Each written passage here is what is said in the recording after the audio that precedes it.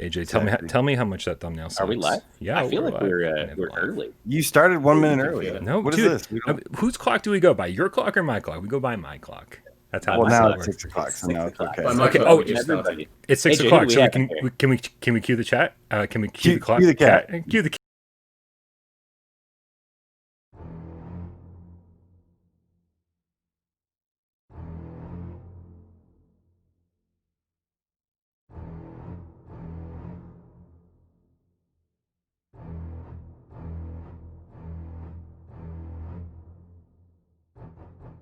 Believe H3, the Spartan GameCat, Polish Paul VR, your PSVR dude is in the chat. Why? And that's it. But why? Gold 45, Rayman 88, Darth Vader, Lord Vader has entered the chat.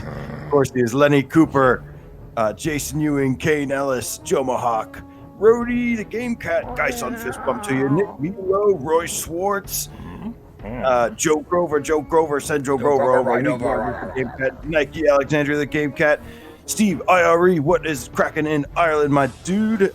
The ABX audio file. Let's roll. I agree. Blue Cat 86 VR Grid is also here. Hello, Ryan. How are you, sir? Squanto. Isn't that a Pokemon? Squanto? Squanto? No. Did you say Squanto? Squanto. Was a Pokemon? No, Squirtle? Very try hard. No, I'm thinking of does the Squirtle evolve into Squirtle. Squanto? I thought you said Squanto, and I was like, that's a I'm American. gonna need a Nintendo Switch now that they've announced Pokemon Snap. Naomi David, Rule Barbie, Paper Wings, the GameCat, Jen, Eric, Fringe, Shenmuso, Margaret from the block. You know what's great. It's great is that Jamie disappeared the second we were like. Yeah, he left. Yep. He was tired of AJ reading all these. Predator things, is also and here. like, David Moore, hello. Also, everybody in the chat, no one in the chat tell AJ that his sound was off for the first 20 seconds of the cat walking toward the screen. Was it really? It was, because Excellent. you guys know how this works, man. It's a nonstop shit show. Like, seriously, what is going on? Where did Jamie go? We're like, special guest, Jamie Feltham. Okay. Just kidding. He's in the chat. This is Jamie Feltham from UploadVR. He's supposed to be in that box over there, but he's disappeared. And he just asked, "Did I just disappear?" And I said, "You did." And he said, "Oh, good." All right. He said, "Oh, good." Okay. So we'll get him back at some point. We guys. will. So let's do some housekeeping while we wait for Jamie to join us. And so that means, first and foremost, make sure you join us on Discord, man. That Discord link is in the description down below. That is where this conversation happens 24/7. Pretty cool, right? Pretty cool. It's free, man. It's free, and it happens all the time. Sometimes I wake up at 2 a.m., I'm lonely, and I'm like, I wonder who's around. What is this new layout? I feel so claustrophobic right now. The walls are caving in on me. Yeah, well, if Jamie doesn't come back, you'll get your old setup back in just a second. Yeah, right. Nope, I think here it comes. Oh, I see his light on. Oh, I'm back. Oh, we can hear you. So click the turn on camera button, because I can hear your audio, but I think you still got to flick the camera back on. There's so many buttons to click that aren't actually there. Damn buttons. God damn it. How about now? Buttons at it again. Not yet. Look for one with a camera. Yeah.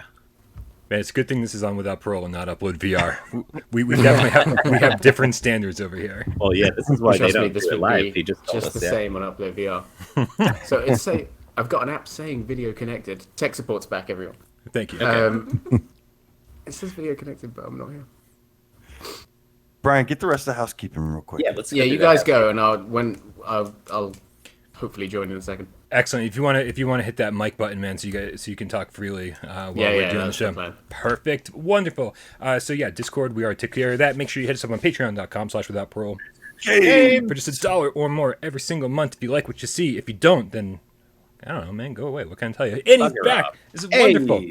All right. Got him. Make sure you Ladies unmute and yourself. gentlemen, He is muted, but from we got him. Upload VR, our VR brethren, also fellow lover of Pearl Jam, which is actually how I found Upload VR in the first place. Because I was like, hey, this guy likes Pearl Jam. I'm going to start Because I was watching raving them. about Pearl Jam. Okay.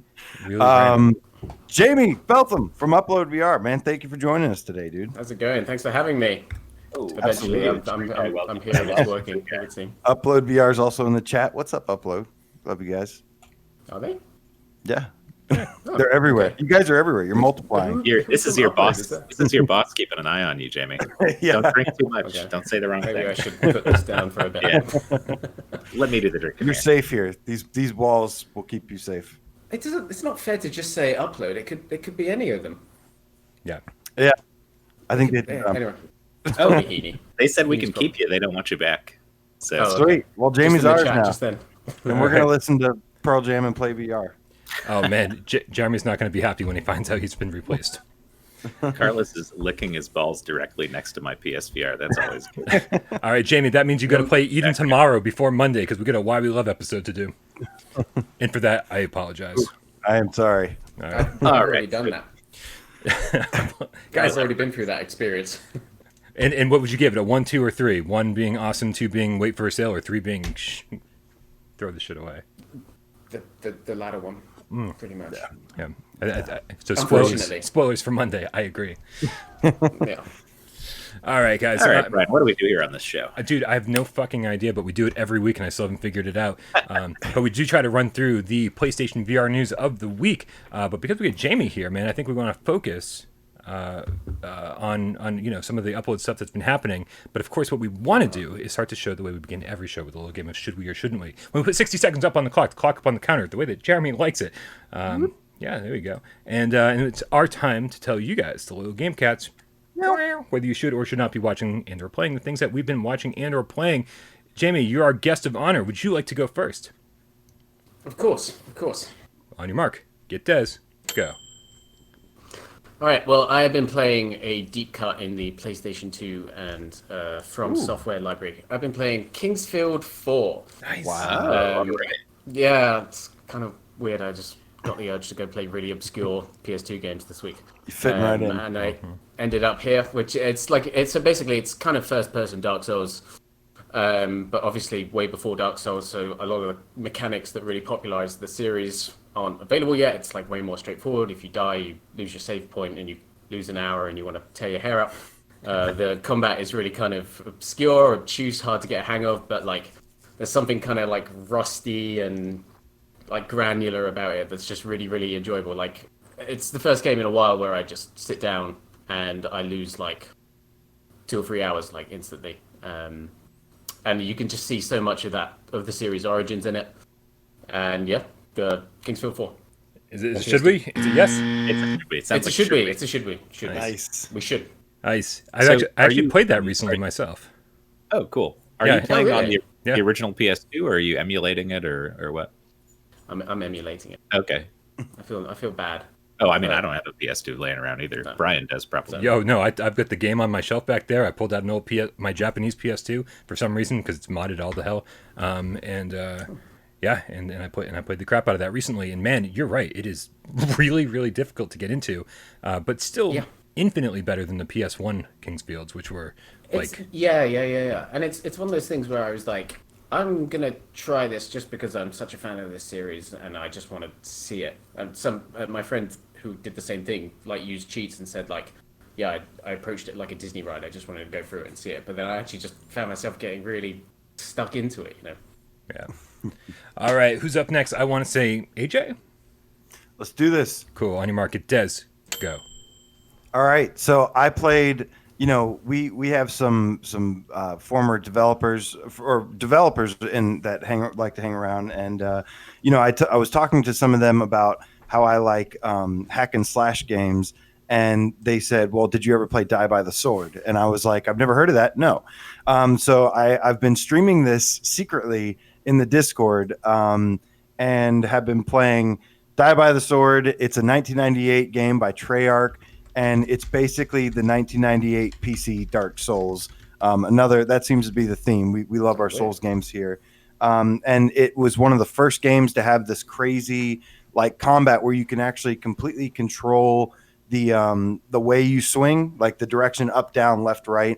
And you can also, there's like crazy physics in it for a 1998 game. And there's also like dismemberment and stuff. So absolutely should we, if you like old school games. I also played To the Top, and To the Top is a should we. One thing that you totally neglected to mention is that AJ started playing this because Tiffany, who's one of the devs of Skydance Interactive, who made Walking Dead Saints and Sinners, has been hanging around our Discord and hanging out on streams and stuff. And she brought it up to him and said, "Hey, there's a bunch of people on our team who helped make this game, and I think they would love watching you play it."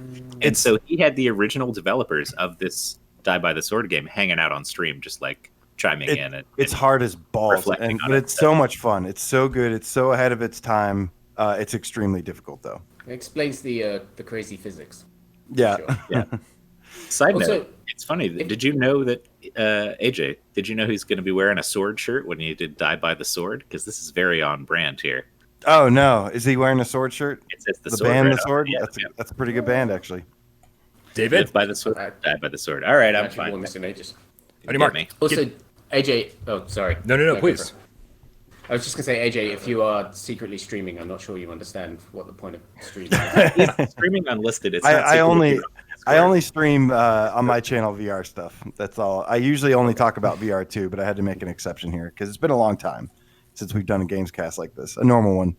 Yeah, if you're a hardcore cat and you're in the Discord, you can go to the hashtag #GoLive channel, and you can put your own streams there. You can check out what some of us have been streaming, again, secretly.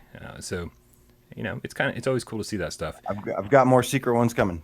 Ooh, I like secret anything. All right, David. All right. On your mark. Ready. I don't know if I'm ready. Get Des and go. All right, mine this week is Persona 4 Golden, which came out on Steam for Nice. $20. And I still haven't played Persona 5 or the Royal or the upgraded version. But I know it's good. And when I was a kid, I loved like Persona 2, Persona 3. So I'm excited to get back into it. And I've played a few hours of it so far. Obviously, it's an older game, but it really holds up very well. And from what I can tell, it's almost as big as Persona 5. It's like 80 hours to get through everything. And it's just got that kind of like sweet spot of like JRPG comfort, like I remember this back when it was real good when I was a kid. But it's it's a very, very good JRPG from what I can tell so far. And that game just oozes style. Every Persona game is like off the charts with that shit. Music is great. So yeah, I mean, $20, totally worth it if you got a PC. And it could probably run on a potato because this game is like a PS2 game, right? Like it was a Vita, Vita upgraded port of a PS2 game. So yeah, count you down. All right, yeah, Persona 4 Golden, check it out. Yeah, and if you've got a Vita, then play it on the Vita because come on, man, the Vita's fucking awesome. I saw trophies. I saw David Jagno. Been doing a lot of Vita stuff recently on Twitter. That thing's fucking love for that device.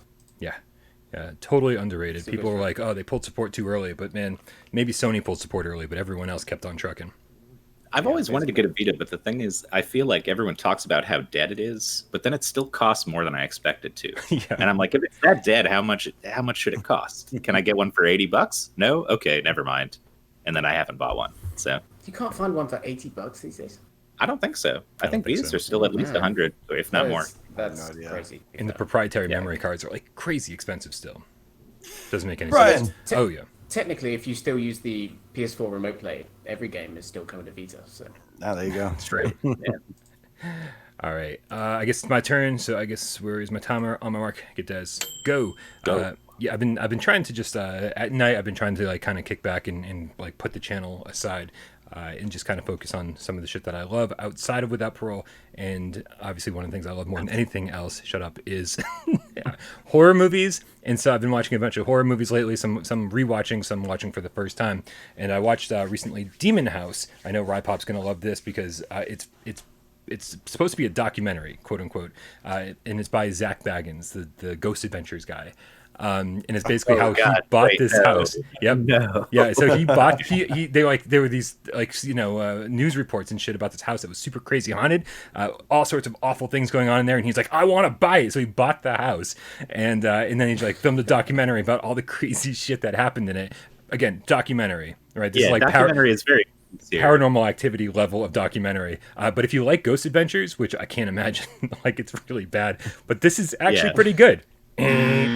Yeah, no, for it's know what you're going into. It's not a great movie, but it's a good episode of Ghost Adventures. Probably the best episode of Ghost Adventures. I'll give you. Yeah, a friend of mine is really into Zach Bagans, or no, it's my friend's girlfriend is really into Zach Bagans, and so I've watched a bunch of those Ghost Adventures, and she has like a mug that she often drinks out of that has Zach Bagans all around the. It's very. He's such all around it. Yeah, like there's a bunch of pictures. His face is like oh, okay, like I thought it was just one picture of him, just like collage almost. He's such a weird character. He's like such a bro. He's like such a dude. He's like, oh, I'm gonna go in there and beat the crap out of Ghost because I'm my favorite part guy. of any Ghost Adventures episode was there was this one that a ghost supposedly like hurt a woman or like assaulted a woman, and he's like, bro, you can't do that to a woman. That's not cool, man. And he's like throwing up ghost. and it's like, dude, I don't think he's thinking about gender here. This ghost, like, I don't know. Yeah, that's amazing. He's an insane character. He's a funny guy. And if you don't watch it because he's funny, then I'm like, I'm not quite sure what you're watching this for. Yeah. All right, listen, we got He's not made it to these waters. No. Yeah. No, unfortunately not. I have no idea who this is. But That's good. It sounds great. We will learn you one day. He's one of those paranormal guys who goes around and like, oh, is there a ghost in this house? And they film American TV is garbage. Just know that. No, not all of it. I Most kind of of know it, that. 90%. I mean, we get a lot of it, but not this specific one. Did you guys ever Maybe get The it's- Office? Dude, they started the Office. Yeah, I what- know. That troll me. I know. Moving on. That was a fucking show. All right. We have I don't know how you we guys have second. 23 we have Yeah. 23 games to go over today, guys. God. Huge day. This is like seriously the best year for PSVR. It's been insane. So we're going to be kicking things off. We've got new games announced. We've got Star Wars Squadrons, which we're going to get into. The EA showcase is going to be going on. They're going to show the first bit of gameplay, and then we're going to react to the trailer and all watch it all together. Once that happens. But first, we are going to begin with the UploadVR Summer Showcase. Congratulations, Jamie, and everybody over there at Upload. I loved this was, I thought, a really, really good show, especially for PSVR. I thought we really had some nice surprises. I know you guys cover everything, but for us just being in our own little PSVR bubble, I was very, very pleased with lots of announcements. So we're going to go through the list and just talk about some of the games. Yeah, you and Xena, I love you guys are wonderful hosts. You guys always bring a lot of positive energy and stuff. I love watching you guys together. It's awesome. Yeah, give her a shout out. We saw her before the show, but she's around there in the back somewhere. Doing She tech. said Great job they say- editing that. They say you were great. Damn right. They said you were great. Always fun to watch you She guys. says thank you. Excellent. Listen, before we dive into the games that were on the Upload VR showcase, Jamie, I don't know if you want to give us a little bit of background information, how all this came together, any crazy stories about how, these things are fucking gigantic projects. You want to talk a little bit about that? Yeah, no, for sure. Like so the whole thing behind the showcase was like, obviously the first one was last year, and I was just like, we were watching like Nintendo Directs, obviously, and like the Sony State of Play, and it's like, this is just so fucking cool, and no one's doing this for VR. Obviously, Sony has like really, really cool announcements in their State of Plays, but no one's doing anything dedicated to it. And like, it was just like kind of sitting around one day, like maybe even after a Direct or something, I was like, no one's doing this, and we have the platform to do it. So I think at that point it was like 9 months until the next E3 or something like that, and I thought, like, yeah, we just thought, let's go for it. Like, we have trust with a lot of developers. A lot of developers, are expressing frustration with us that they can't get the word about their game out there because to the wider gaming community, the term VR is like such a shutdown.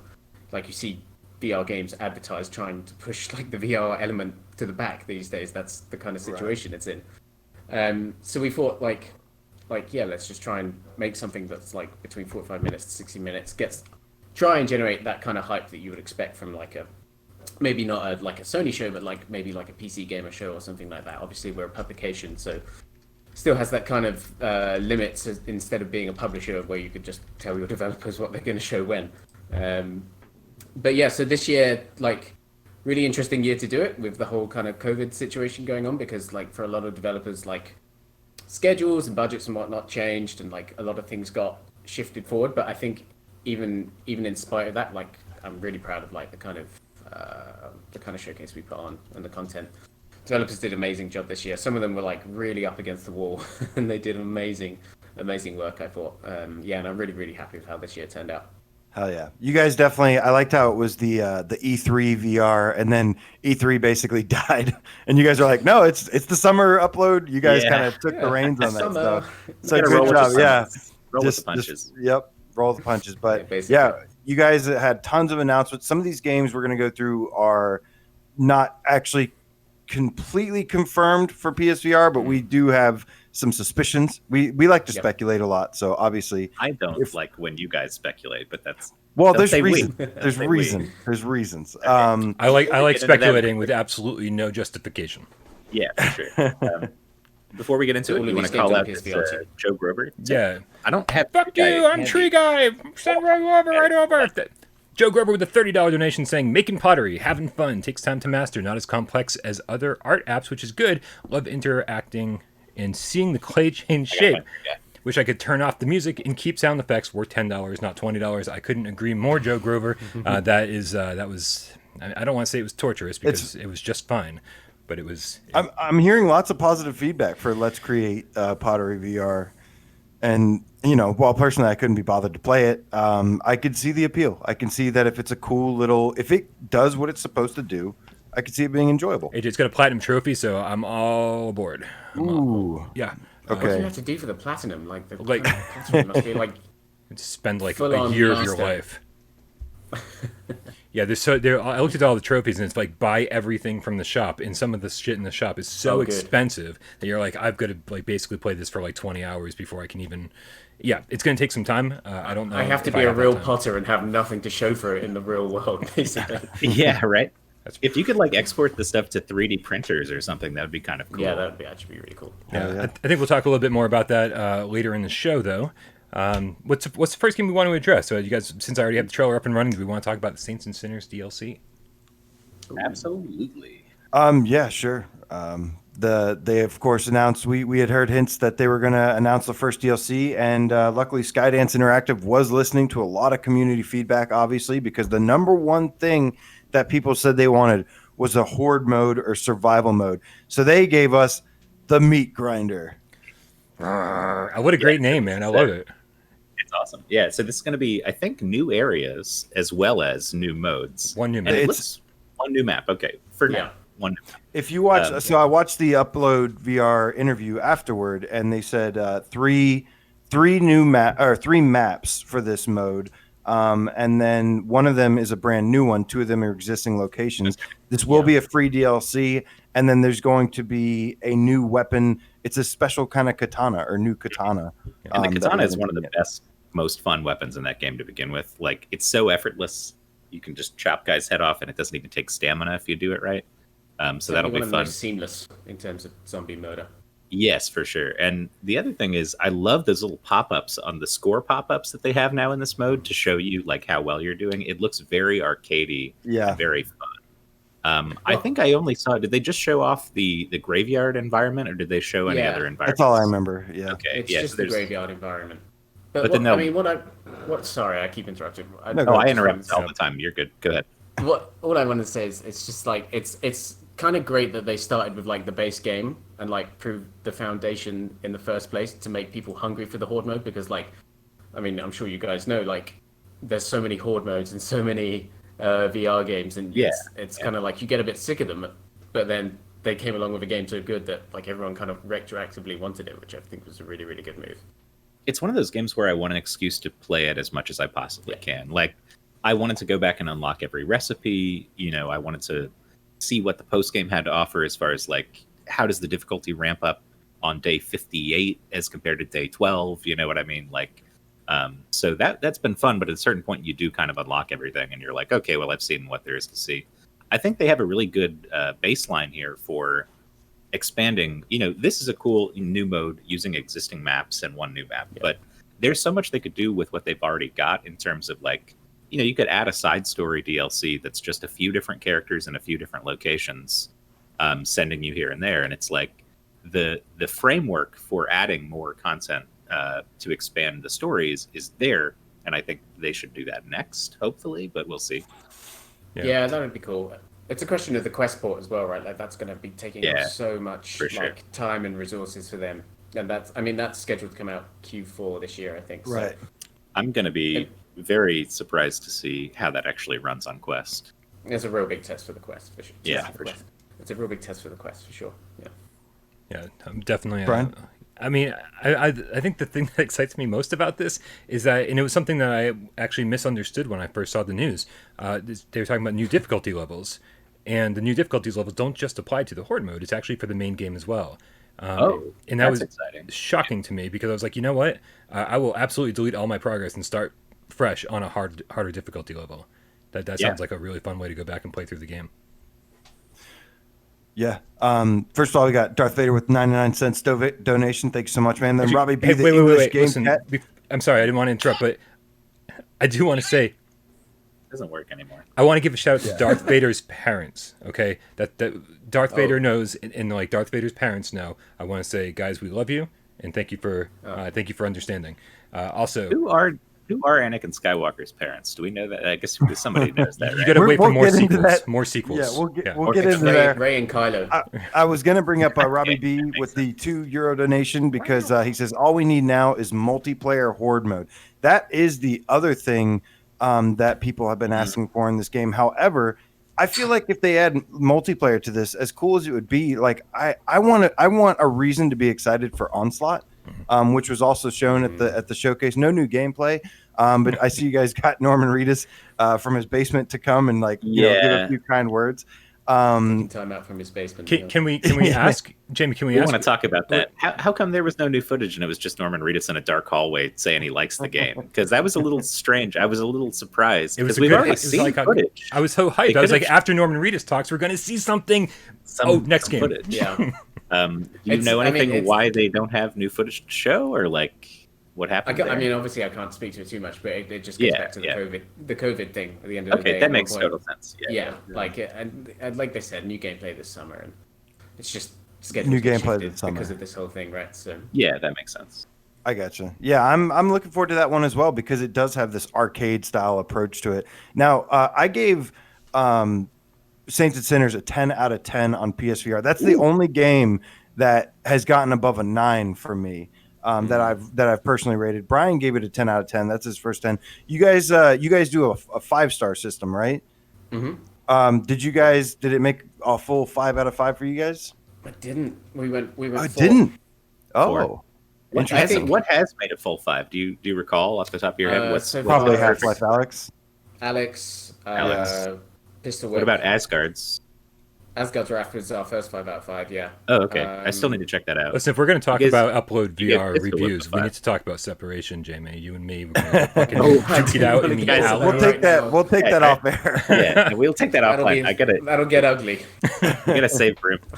Only got 30 minutes left. But for me, I'm very, very excited for this DLC. I cannot wait. It's going to give us all a reason to jump back in and try something new. Yeah. And I just hope they continue. If this is really fun, I hope to see more of this, maybe new weapons and stuff. I was expecting more weapons. So yeah, but I really can't wait to check this one out. Should be a blast, man. K-Panic, Skydance, Cat and I Mouse think- with a $4.99 donation. Sorry, Dave. Star Wars Squadrons needs a horde mode. Translation: Survival. P.S. Kill Vader. It's a lot. It's a lot of. You can't kill Vader. It's a lot of a lot thoughts. in that comment. Yeah. All right, let's move along because I know we're limited on time here. Yeah, so they kicked off the show, I believe, with an official kind of window for Swords of Gargantua. Hopefully, Dave and Jamie can shed a little light on this game. We finally got an official word that it's going to be aiming for summer. I've been really excited about this game. I know I've heard that it's fun at first and then it gets kind of repetitive. But I'm really still looking forward to it because I want to have I want to wield a giant sword and go beat stuff up. You want to be Cloud. I basically want to be Cloud, yes. One of these days Kind we'll of get an it's a cloudish FF7 game. VR. So I haven't played much of it, and I've mostly just heard what people said about it. And that is essentially what you said, is that it's kind of cool, but then there's not that much depth to it. It's not really like something that people should herald as like the next coming of the best melee game in the world or whatever. Right. And there's other stuff along these lines that is coming out too, like Until You Fall is really fun. Yes. And Ninja Legends is more like budgety, but that's also got that similar melee style of blocking and parrying and attacking and stuff. So there's a lot of stuff like this coming out. It seems like sword-based combat that isn't as waggly as we used to see. In general, I think that's a good trend because melee used to suck in VR games. I was just like, you go like this. There's no weight to anything. It just, know.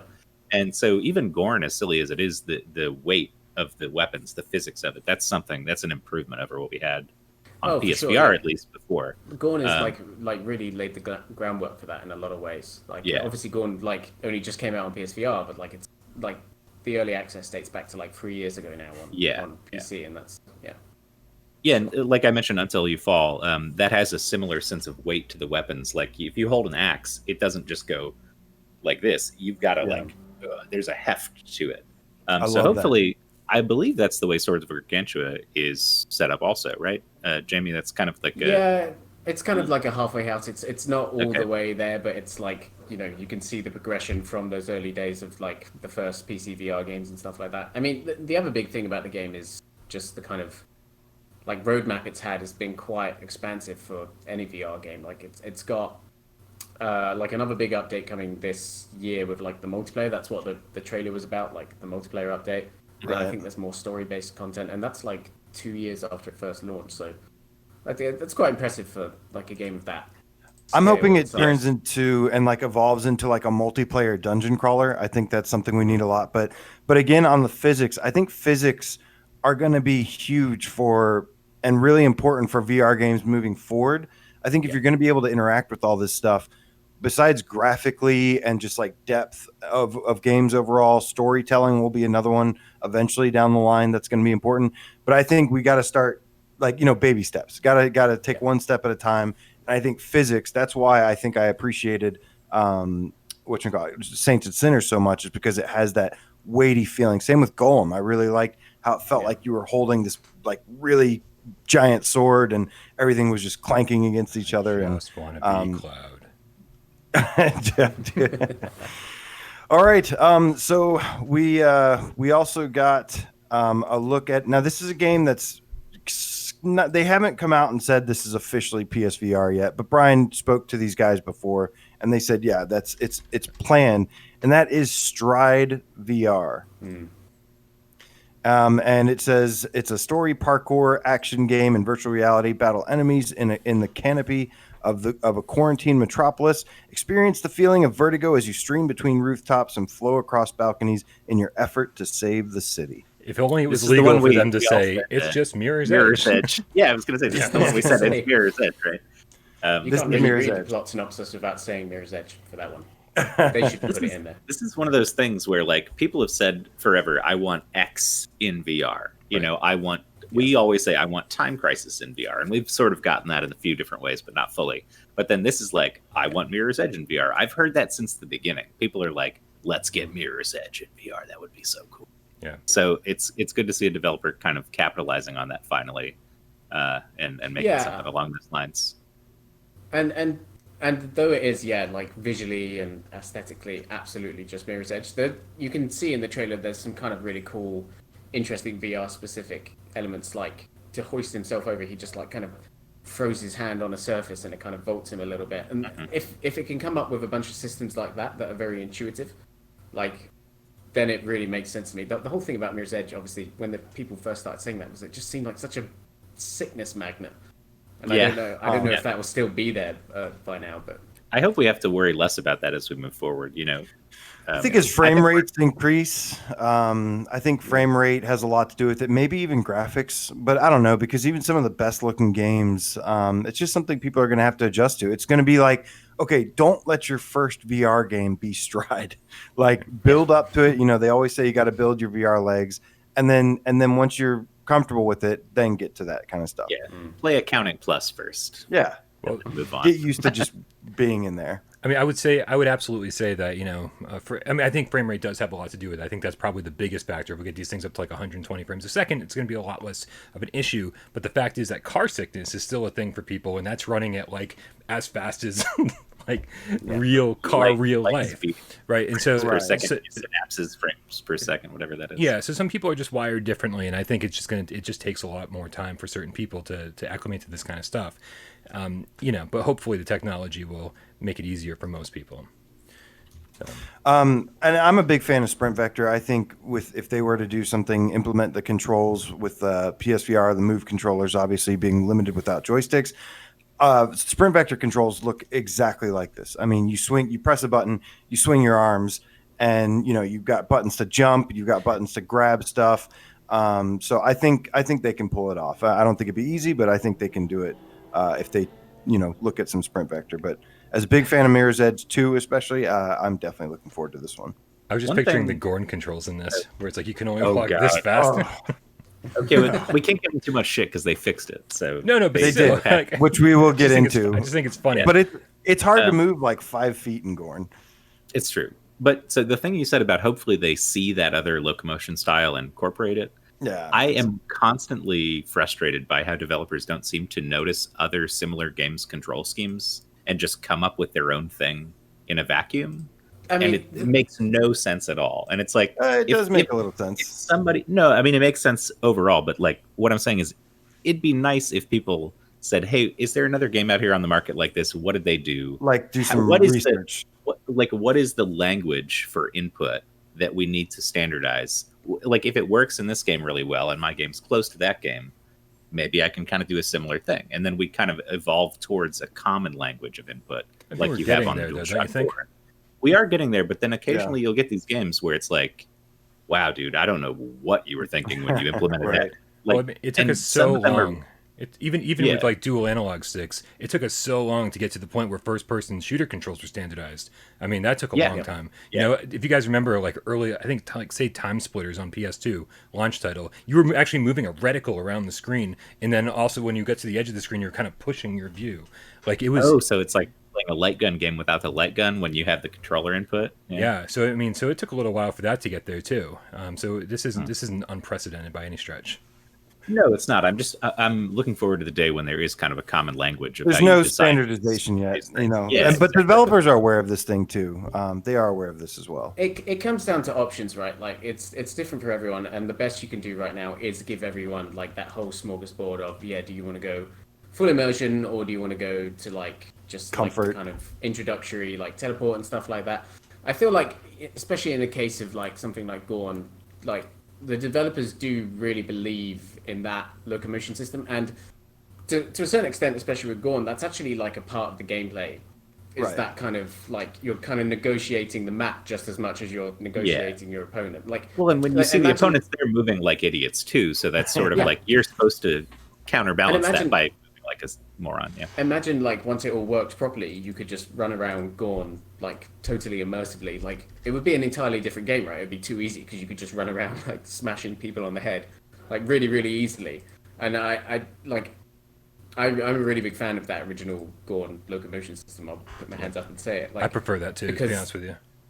It really added something to the whole kind of challenge of the experience. But I understand why people want that the smooth locomotion experience as well. But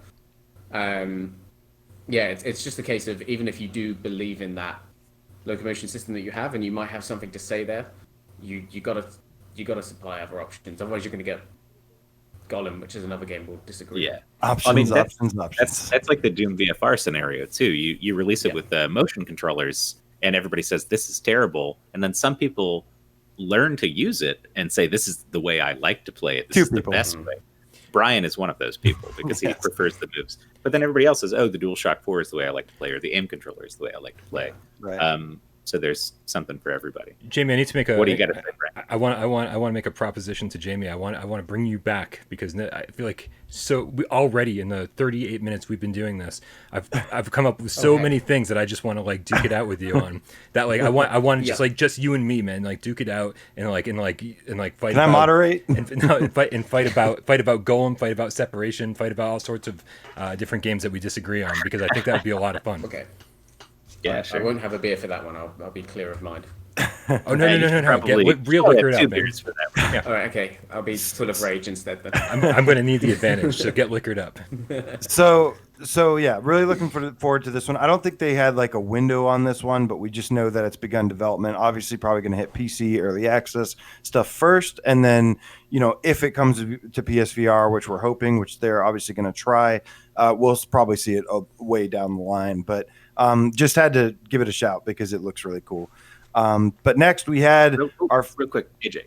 Sorry, not to interject too much, but since we got 20 minutes left, me and Jamie, I think there's 3 games that I really want to touch on, which are Solaris, Lo-Fi. Let's go Solaris, Lo-Fi, and Pistol Whip. Let's go Okay, Solaris I think then. we should cover this. Okay, before we'll I have go to in that go. order. So there was the new. We finally got our first look at some gameplay for Solaris. I think that's right. It's not Solaris. It's Solaris or Solaris. Solaris. Yeah, whatever you want to. But this is from First Contact Entertainment, developers behind the very, very popular shooter, tactical shooter Firewall 0 Hour. And yeah, we got our first look at the gameplay. And this game originally debuted from the E3 Summer Showcase on UploadVR, although that was just a little symbol. That was just like a logo. And like, it showed like a little CGI thing. But yeah, this was the first look at gameplay. So they showed the maps in that first one, I think, and they look just as boring now as they did in the original. Like, I think that they can make good gameplay. I love Firewall. I play Firewall all the time. I was up way too late last night playing with like the Game Cats, but I don't know. There's something about this that looks a little less. That's the first thing that everybody wants to go ahead and jump down the throat of the graphics and stuff. Which so you want us to react to the first thing we see? That's strange. Yeah, sure. no. How dare we? No, like, well, Firewall has really gameplay. interesting, unique maps. Every map on Firewall, even if they're like the remixes first of other 8 maps, like they've started releasing ones that have elements of previous maps blended in, but it's pretty much everyone has a unique style, a unique layout, and they're all visually detailed and interesting and well done. This game is just corridors, and then you get into an area where it's like a laser tag thing where there's little things in front of you. Well, the map they've shown is just corridors. They've shown several maps because it's different maps with different colored corridors and stuff. But it's I think I was unaware of that. I thought so, at least. I thought as far as I know, there's 3. So this is coming to Quest PC first, I think, and they're aiming for fall, and then later in December or later this year they're going to be hoping for PSVR.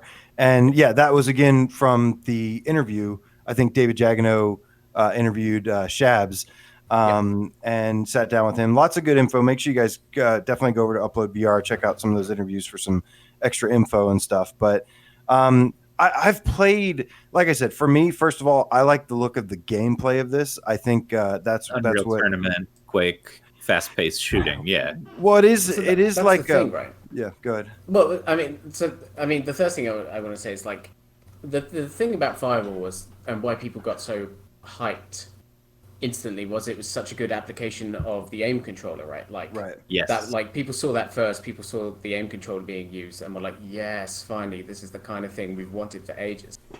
They don't have that with Solaris because they're back to the same thing that everyone's using, which is the two-handed thing, and it's going to be going back to that kind of, miming holding 2 weapons and stuff like that. We don't know how they're going to do it on PSVR yet. But the important thing is to speak to those inspirations, which is, first Firewall was Rainbow Six, and now we're talking about Unreal Tournament, which does mean those kind of more uniform arena-sized maps, and I guess it's so much more about the pace of the gameplay is going to be what's interesting, right? And like what really matters. Yeah, that's fair. Yeah. The more this looks like an arena, I do like. I've played some multiplayer games that have some levels that look like this, that have this arena layout. And, think of like the closest thing I can think of from that's on VR is Riggs. Riggs has that like arena, which it was, there wasn't a lot going on, but the way it was designed and stuff was really fun. And here's a Doom VFR is an arena-based shooter as well. And the environments are way more interesting than they are. Well, that's not a multiplayer shooter, though. It's a campaign. But it could be. I mean, it could be if we had the this is an Did you play the multiplayer for Doom? The flat screen Doom from 2016? No, I didn't. I did. I remember playing the old school. Yeah, it was not PC good. multiplayer for Doom on everybody just ran around. 14.4 modem and whatever. Everybody just ran around with a bazooka and killed everybody. But the only other reference I have is there's an arena level in this game that was on PS3, I think. Lost Planet 2 had this arena style level that looked like this. It was small, it was kind of confined and stuff, but if they do it right, I've got to play it first and foremost. But if they do it right, the arena-based combat is pretty fun. Now, my question, first of all, I assumed there would be DS4 and aim controller similar to Firewall for this, is what I'm hoping, anyways. But my question is, I forgot. That's a good time for us to take this last tip from Hugh Guyver. Thank you Go very ahead, much. get that real quick. Matt Guyver's cousin. Say hello to your cousin for us. I remember he gave now. us $10, and it's a pizza money bag. Pizza money bag. Pizza money bag. Pizza money bag. Thank you, sir. I think this money's for pizza. Thank God. Jamie, I need some pizza. Do we know anything? So I know there's like a control the point, like that this is like centered around. Do we know if there's going to be just straight up like team deathmatch modes and stuff or other modes? I think there's team deathmatch. Don't quote me on that. I mean, Right. they've I been wouldn't shouted like- at for years to implement a team deathmatch mode by everyone. I would on the be internet. very So I- surprised they're after gonna do Firewall. Yeah. I love the mode in Firewall, but I would love a team deathmatch, just straight run in and murk people like at fast pace. Yeah, for sure. I don't think you'll see anything in Solaris that isn't team based. I don't think you'll get like an 8v or a 1v1 free for all. What do Like, I mean? yeah. I mean 8-player for all. deathmatch. That's all I mean. Just Yeah. free for all. Yeah. Yeah, Well, that would be but- cool, but a team deathmatch where you just focus on shooting the opponent, I think would be really cool. I'm curious. That's what I'm curious about, anyways, to see if it's all about controlling this point, or if there is like a just straight up shoot each other mode. Jamie, what do you Quick what question do you think? that I have. Oh, sorry. I was going to ask Jamie what he thinks of what we've seen so far of Solaris. I'm not a big multiplayer guy myself, but I know they hold a lot of clout in the industry. It's one of those things that I respect more than I personally anticipate, because Okay. I will get in there and not really know what I'm doing so much. But, Well, you should play with us. We'll teach you. If you ever want to play Firewall, we'll take you under our wing and we'll show you the ropes. Is that more David Jagno's thing? Because I know he plays. I was going to say a little David bit. has tried. David has tried to take me under his wing on this Oh, one, yeah. and it's failed spectacularly. But I'm looking forward to it. I think the whole thing about multiplayer VR is obviously sustaining lobbies, and they're one of the few guys that have managed to do it so far. So Very few. I hope for more Yeah. of that, basically. Well, Star Wars Squadrons is going to fill that that'll be pretty fine. Yeah. pretty well. Yeah. For sure. One It question I makes have for you for really quickly is, do you know where that footage came from? Because I know they're targeting Quest, and it looked to me like that's something Rift that S. could run. Okay, that's Rift S footage. Yeah. Okay. It looked like even in the Rift S something that probably could run fairly well on a Quest. It's very simplified, and I think that's probably a lot to do with I complain about the simplified backgrounds, but you can't put Firewall on a Quest, so I guess that makes a lot of sense in terms of limitations. Yeah. It speaks to the kind of crossplay thing, right? And maybe that speaks to the art design as well. It's something that's very scalable. Yeah. For sure. All right, guys, we got to All right, move so we along got- because we only got a few minutes left here before Dave and. All right, we got. So next, let's talk about. Oh, sorry. Go ahead. Wittike's that one one game cat tip. with a $2 donation says, "Love all my fellow game cats. Wow, sorry I'm late. Don't be sorry. I'm glad you made it." And then, all right, before Jamie and Dave have to leave, let's move on to Lo-Fi. Lo-fi. Oh yeah, the first. Okay, so this one's kind of tricky right now, Jamie. We have this conspiracy theory going on, and it's not that far fetched, I believe, that That's it. nobody developing for PS5 that has anything to do with VR can say anything because they have not mentioned anything VR related to PS5. However, They're all gagged and bound in Lloyd's basement. yes, Lo-Fi is the first game to say it's coming to PS5 that obviously is a built from the ground up VR game. So it would be shocking, especially if they're going to try to compete against something like Cyberpunk 2077, which has been in development for God knows how long, like 6-7 years. I've been following that game. That's a whole different animal, man. It's a similar aesthetic, but they're not trying to be Cyberpunk 2077. I'll tell you. But it still sounds like they cannot say that they're building this for VR on Right. PS5. They're using hashtag VR, hashtag PS5, but they're just not connecting the dots because they're not allowed to. That's my nobody conspiracy has theory. to. Absolutely. There's Sony's like, hey, we got this new Playroom game. It's got Astrobot in it. we won't tell you if it's VR or not. And I'm like, motherfucker, that's clearly VR. They're being Resident Evil completely silent. clearly VR, man. So what's dispense with these, Jamie? you know. So we're obviously insane over here. We love PlayStation VR. We're fucking insane. I'm sure everyone at UploadVR is like, you're doing what with who? Those fucking punks? No Those way. losers. And so, what do you PSVR. think of all this conspiracy shit? Sony's been really quiet about PSVR. So what's I up? would highly agree that anyone that would mention any work on PSVR 2 would probably be taken around back and shot very, very quickly. But even PS5 For sure, VR, like even the current PSVR headset on PlayStation 5, everyone's fucking real quiet about that right now.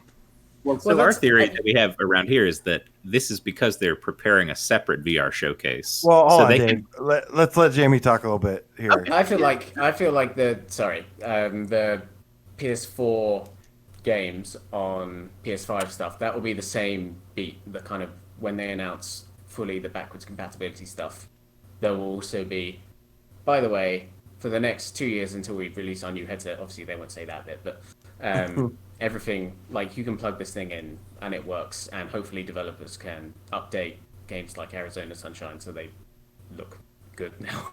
Yeah, there's other games. They should probably do that anyway.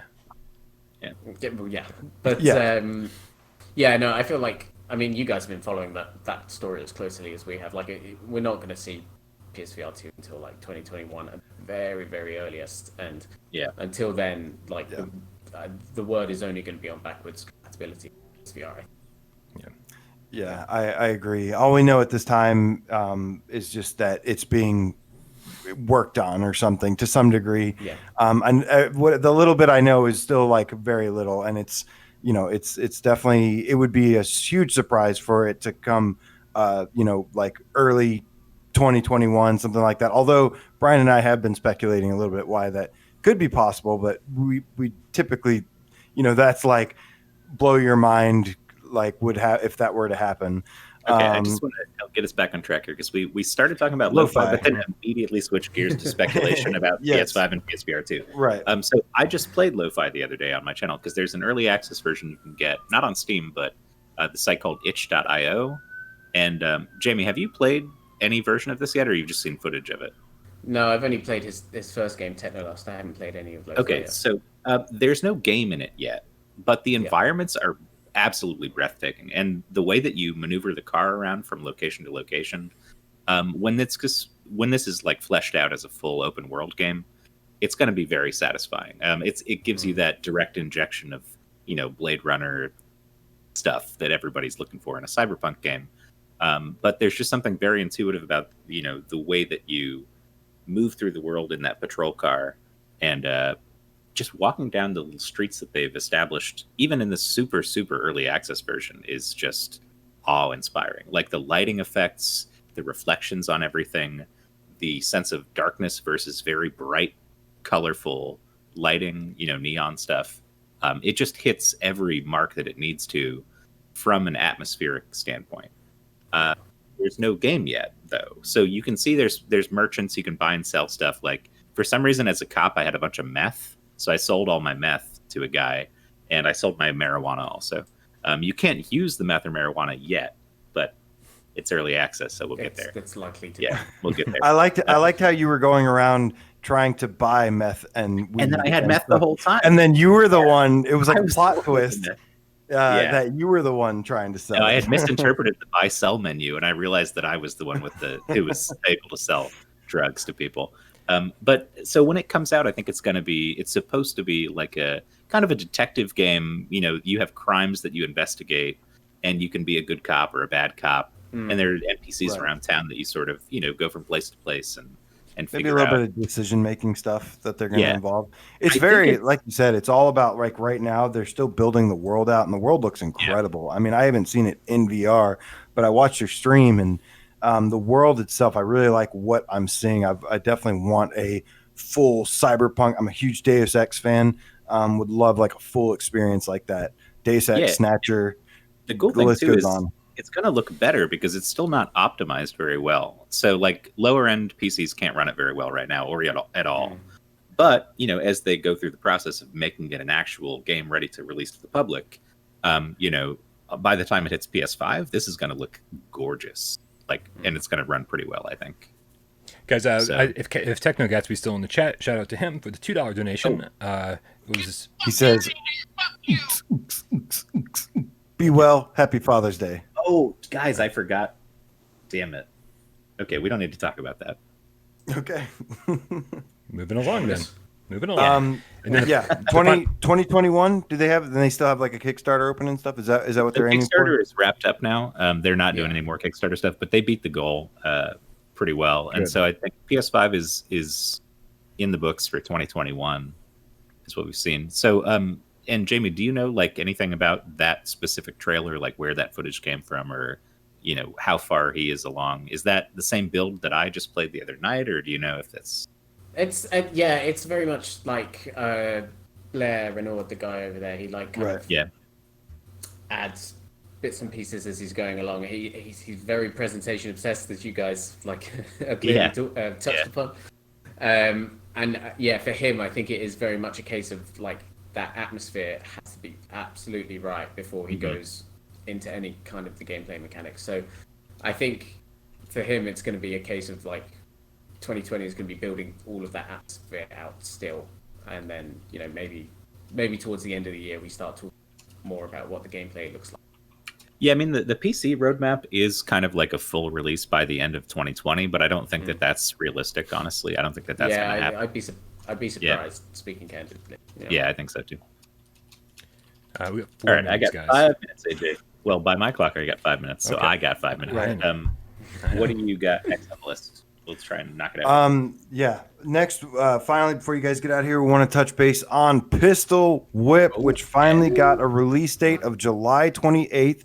We thought this might happen. There was actually a kind of a leak. I don't know if you saw this, Jamie, but PlayStation España had accidentally in their PS blog listed the date for July 28th. Yeah, I know. You guys cursing every week over there. Yeah. Like, not Wraith, not Pistol Yeah. Whip, motherfuckers. Yes. We got It's so weird, right? Like being in a part of a news website and like seeing leaks and being, damn it.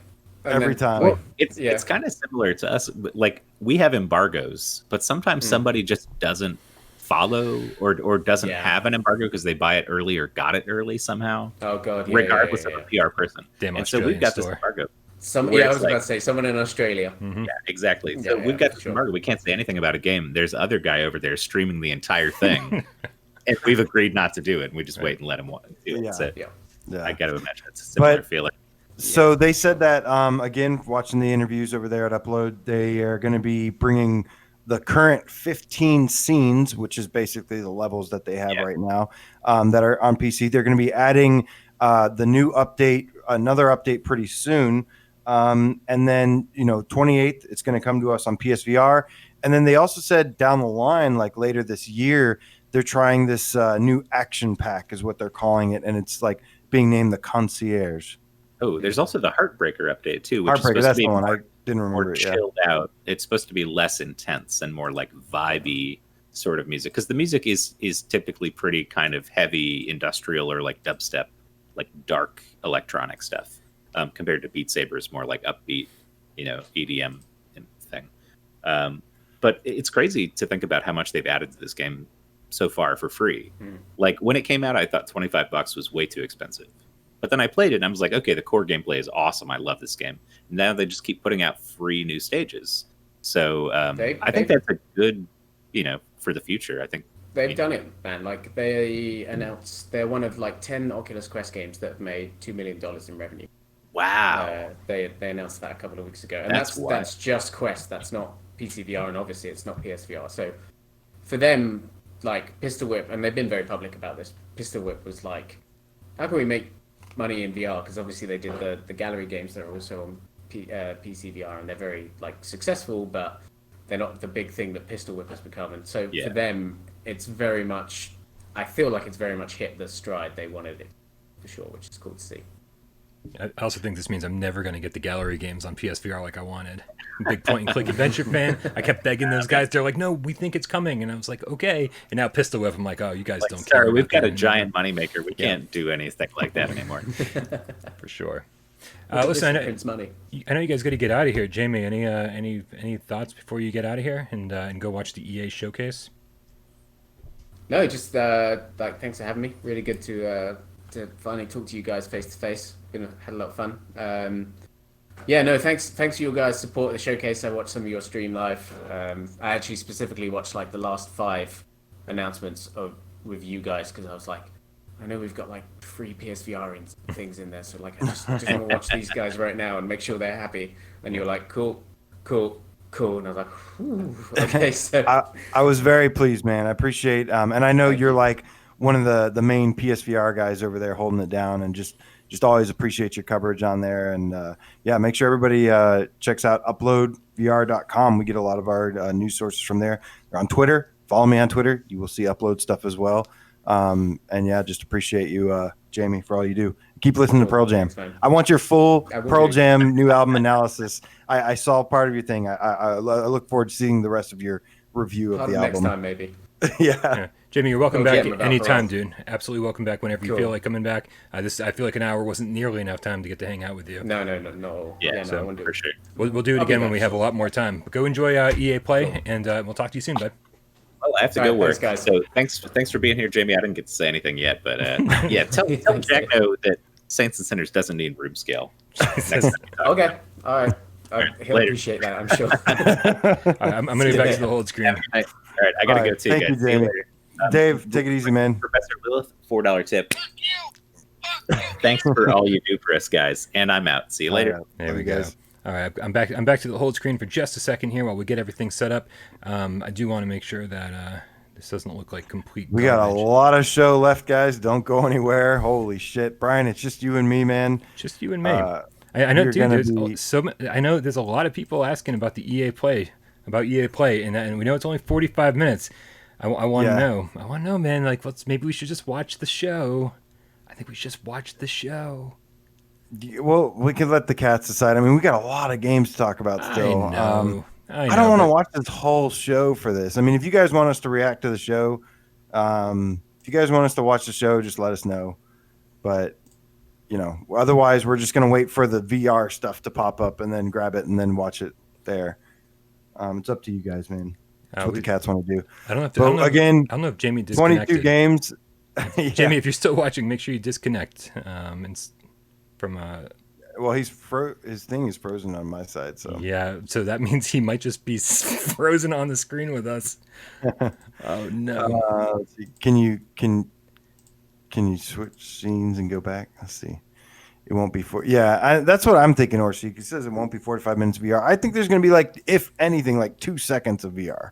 Right. You really want to watch the whole thing? Hey, listen. I'm just fucking hanging out here, and I know we had some people interested, so that's all I was concerned about.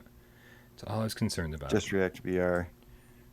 Oh, there we go. Now, did you fix that or did that fix itself? I think it fixed itself, and just in time as well, because I'm moving shit around over here, making us look all pretty. All right. I think, yeah,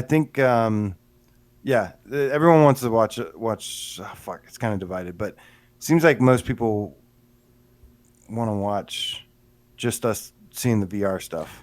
All right, well then, you guys, anybody who's watching EA Play, let us know when some VR stuff happens, and we'll do our best. Yeah, we'll keep an eye on it, and yeah, we'll bring it up here and watch it together. Once we'll pull the VR stuff. Okay, that sounds good. I've got it on a second window here.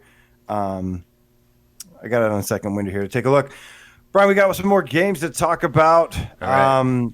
We have Traffic Jams, which is being published by Vertigo Games, the developer of Arizona Sunshine, and they're also coming out with After the Fall. This is a little game, little tiny bite-sized game. It's actually being developed by Chicken Little, is what it's called, and yeah, we got our Little first look chicken, at, like, according to the trailer. Sorry, I don't mean to correct oh, you. sorry. But it just popped up as soon as you said it, and I was like, I'm curious about this game. I don't. It looks fun from some screenshots and stuff. I was excited about this game when I first saw it. To be honest with you, when I like saw this trailer, I don't know. This didn't have the footage that grabbed me. This didn't have the zombies and the crazy stuff that was going on that I saw before. And they had taken down that other trailer. So I wish this latest video showed a little bit more of the gameplay variety that I saw. Yeah, I mean, I'm watching this trailer as it goes by here, and I see a giant meteor like coming down onto the street, and it's got all the people playing in multiplayer, sitting in local co-op and shit. And I was like, this, it's chaotic and it's ridiculous, and I think if you have some friends over, I think this could be a really fun time. I don't know how much of this I'd want to do single player, but I think I do like that giant meteor and stuff. That looks great. Yeah, I think the selling point for me will be if you don't have to do this locally. You and I had a great time playing Covert together. Sorry, sirens on my end. Surprise, fucking surprise. But the reason you and I were able to play Covert together was because you didn't have to be in the same room using the mobile app. And if that's the case for this as well, then I'm down, man. I think we could have like a bunch of people playing this together. But it was strange, yeah. It does. This game totally shifted into more of like a play couch co-op thing, and I was like totally not expecting that. I could see that being a good selling point for it. We do not have any. We don't have a lot of good couch co-op games, so I really want somebody to make one that like really nails it. You know what I mean? Yeah, absolutely. I hope you don't mind if I jump into some tips real quick, just to make sure we stay on top of this shit. We got Ash VR with a $2 donation saying gaming without parole. That's a term I haven't heard in a while. Stepping it up this year. Thank you very much, Ash VR. Appreciate it. Stepping it up this year. You just wait until you see the PSVR award show 2020. We're gonna upload to shame, but don't tell Jamie. We love him. Joe Grover, the effing GameCast, sent Joe Grover right over with $5. He says 2 beards left. I almost shaved mine before the show, and but as it turns out, I'm going to see my brother this weekend, and ever since the COVID dealie, he's been growing his beard out. So now it's a beard growing competition. You guys are having a beard off? No, he doesn't know it. I'm just quietly competing with him, and he's unaware of the entire thing. That's actually how that's going. And then also Jay Meow with the $2 donation said they said the event is only 45 minutes just now. Well, yeah. I have the tab open, guys. I appreciate everybody trying to let me know what's going on. I'm watching it. We're gonna wait until there's a separate video that pops up, and we'll bring it here and we'll watch it together. I'm not watching this whole goddamn showcase. Okay. I was actually like, because I looked at last year's and it was 3 hours, and I was like, I don't know if we can't fucking do 3 hours. But 45 minutes. I mean, it's a tough call, to be honest with you, because we only know about Squadrons, and the likelihood of other VR games is pretty low, even though I'm like low key expecting Need for Speed to be VR. Don't ask me why. It's just a gut feeling I have. But that's just me. So I think if we're lucky, we'll see some VR footage of Squadrons. I don't really expect anything else. It would be great. I hope I'm wrong. It's the one thing we know. So fingers crossed that there's more. Yeah. So actually we're going to talk about this game called Onward. And this isn't a confirmed PSVR game, but speaking of beards, Beard of Power 666 posted in the Discord when this gentleman here was talking. Let me see what his name is. He's from Downpour Interactive. That he pointed out that on the chalkboard in the back, actually, that there was a note saying PSVR planned. And now he makes this game called Onward. And yeah, this is like a new tactical shooter. And I got to say, man, from the footage going to the website and looking at it, the footage looks pretty damn good. I was pretty surprised by this. Yeah, this is the one thing. It was like, it's always Onward and Pavlov, the two things that PC VR gamers, or people who are familiar with PC VR gaming, but are PSVR gamers, they were like, these are the two games we want.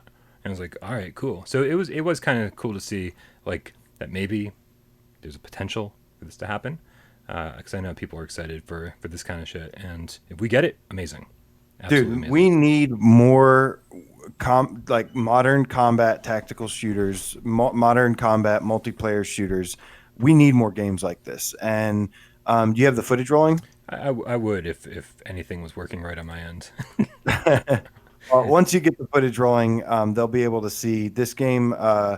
This game looks pretty badass, man. I am bringing up the Downpour Interactive now. And let me just read some of the notes on this. It says Onward is a military sim-paced tactical multiplayer shooter being developed for virtual reality head-mounted displays. Players will use coordination, communication, and marksmanship skill to complete objectives in an online infantry combat. With weather effects and multiple environments and scenarios, no skirmish will feel the same. With limited respawns, no HUDs, and no crosshairs, players will need their wits and combat skills to survive. That sounds fucking badass, man. And from the footage I've seen of this game, it looks like it would be more likely to be a PS5 title than a PS4 title. It just looks too good.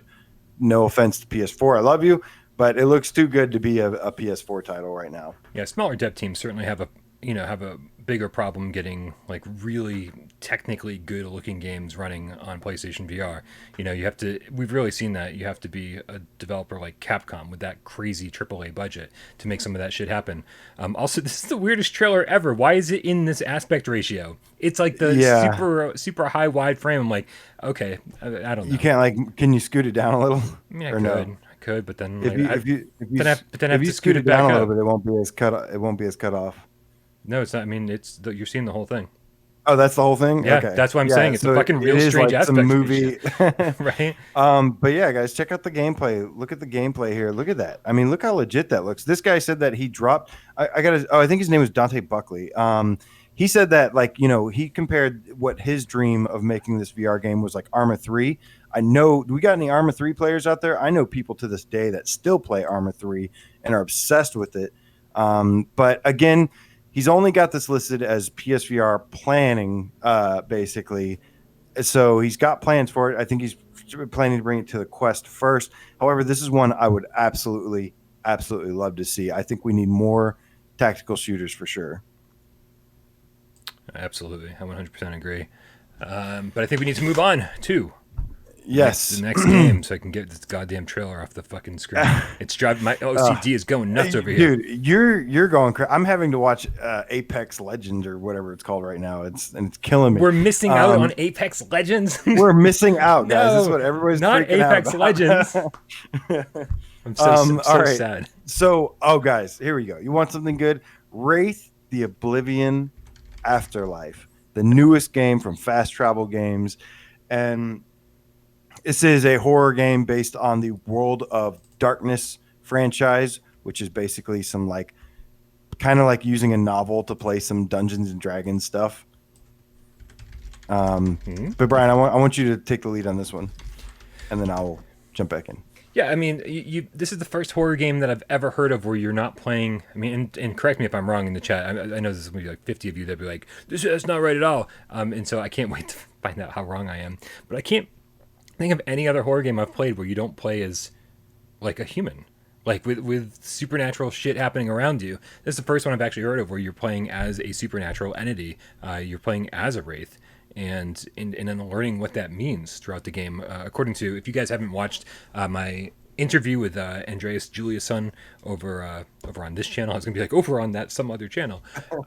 No, go check it out because although he wasn't able to talk about too much of the gameplay mechanics, it did seem like, as you grow and you learn and you kind of like figure out what you're capable of throughout the course of the game, and that's just mystifying me completely. Like I can't wait to experience a horror game from this perspective.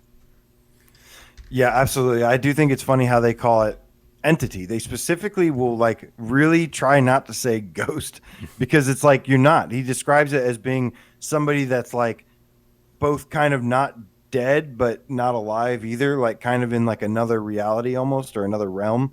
Like you're almost like a walking spirit. And I played World of Darkness back in the day. I talked about this before where I had a lot of goth friends growing up, and if I wore all black, they'd let me hang out with them.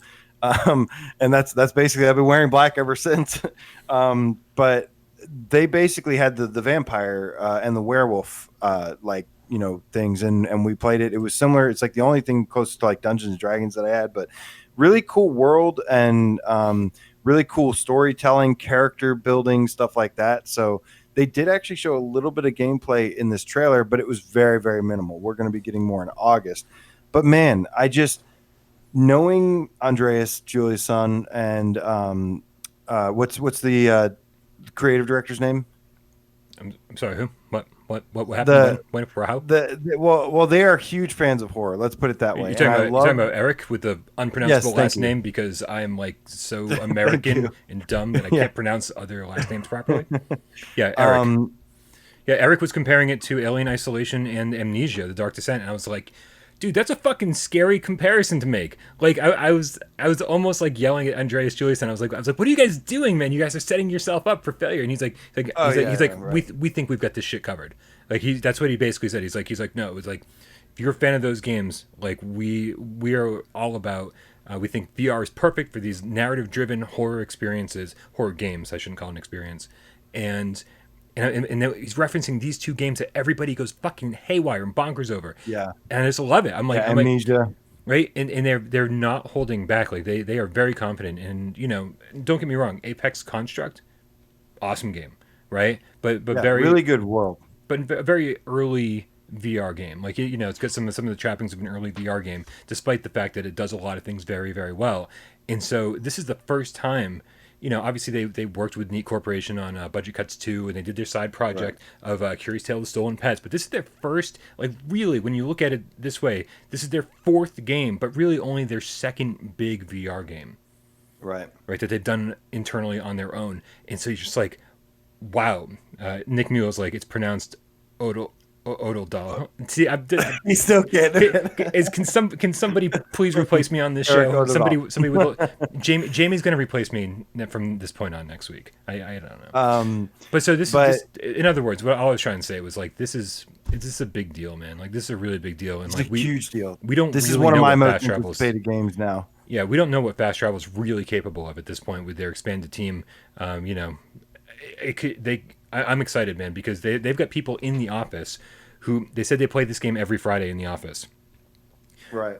And there are people, even without like a lot of the sound effects and music and all that shit in place, there are people who literally can't play because it's too scary. And I was like, you saying all the right things, man. Sign me up right now.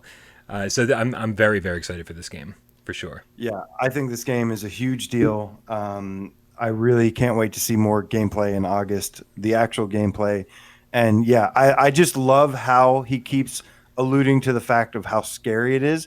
And Andreas, he knows his stuff. Like one of his favorite games, I mean, he loves for VR. He said he loved Dreadhalls, which I just played Dreadhalls again recently and had the worst experience ever with it. And I mean that in a good way.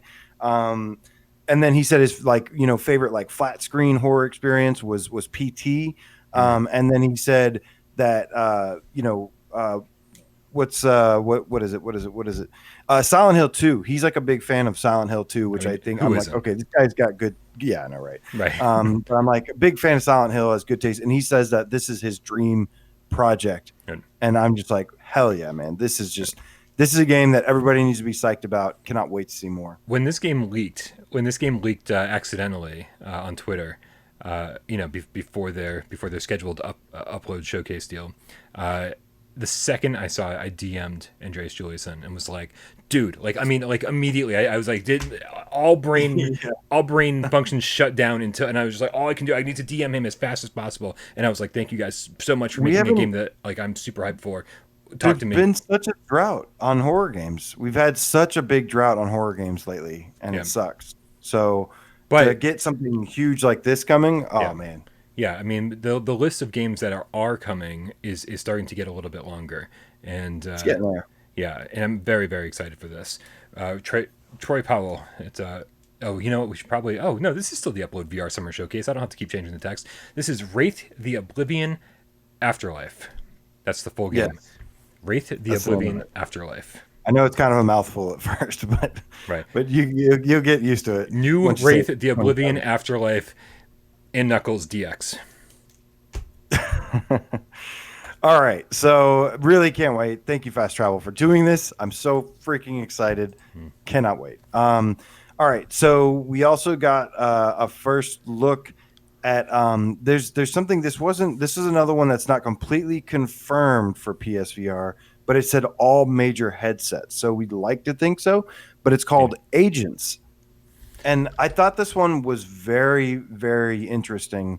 They basically described it. They described it as not a game, not a movie, but somewhere in between, which is like, to me, I guess, an interactive experience. And essentially, they said that they have this little world and these little creatures on it, and then there are like people or humanoids, something, and you interact with them, and they actually like remember, you actually part of the interaction. They like build their own. I forgot what he said, but they build their own like personalities and stuff. This sounded behavioral really patterns and freaking stuff cool. like that. Yeah, behavioral patterns. Yeah.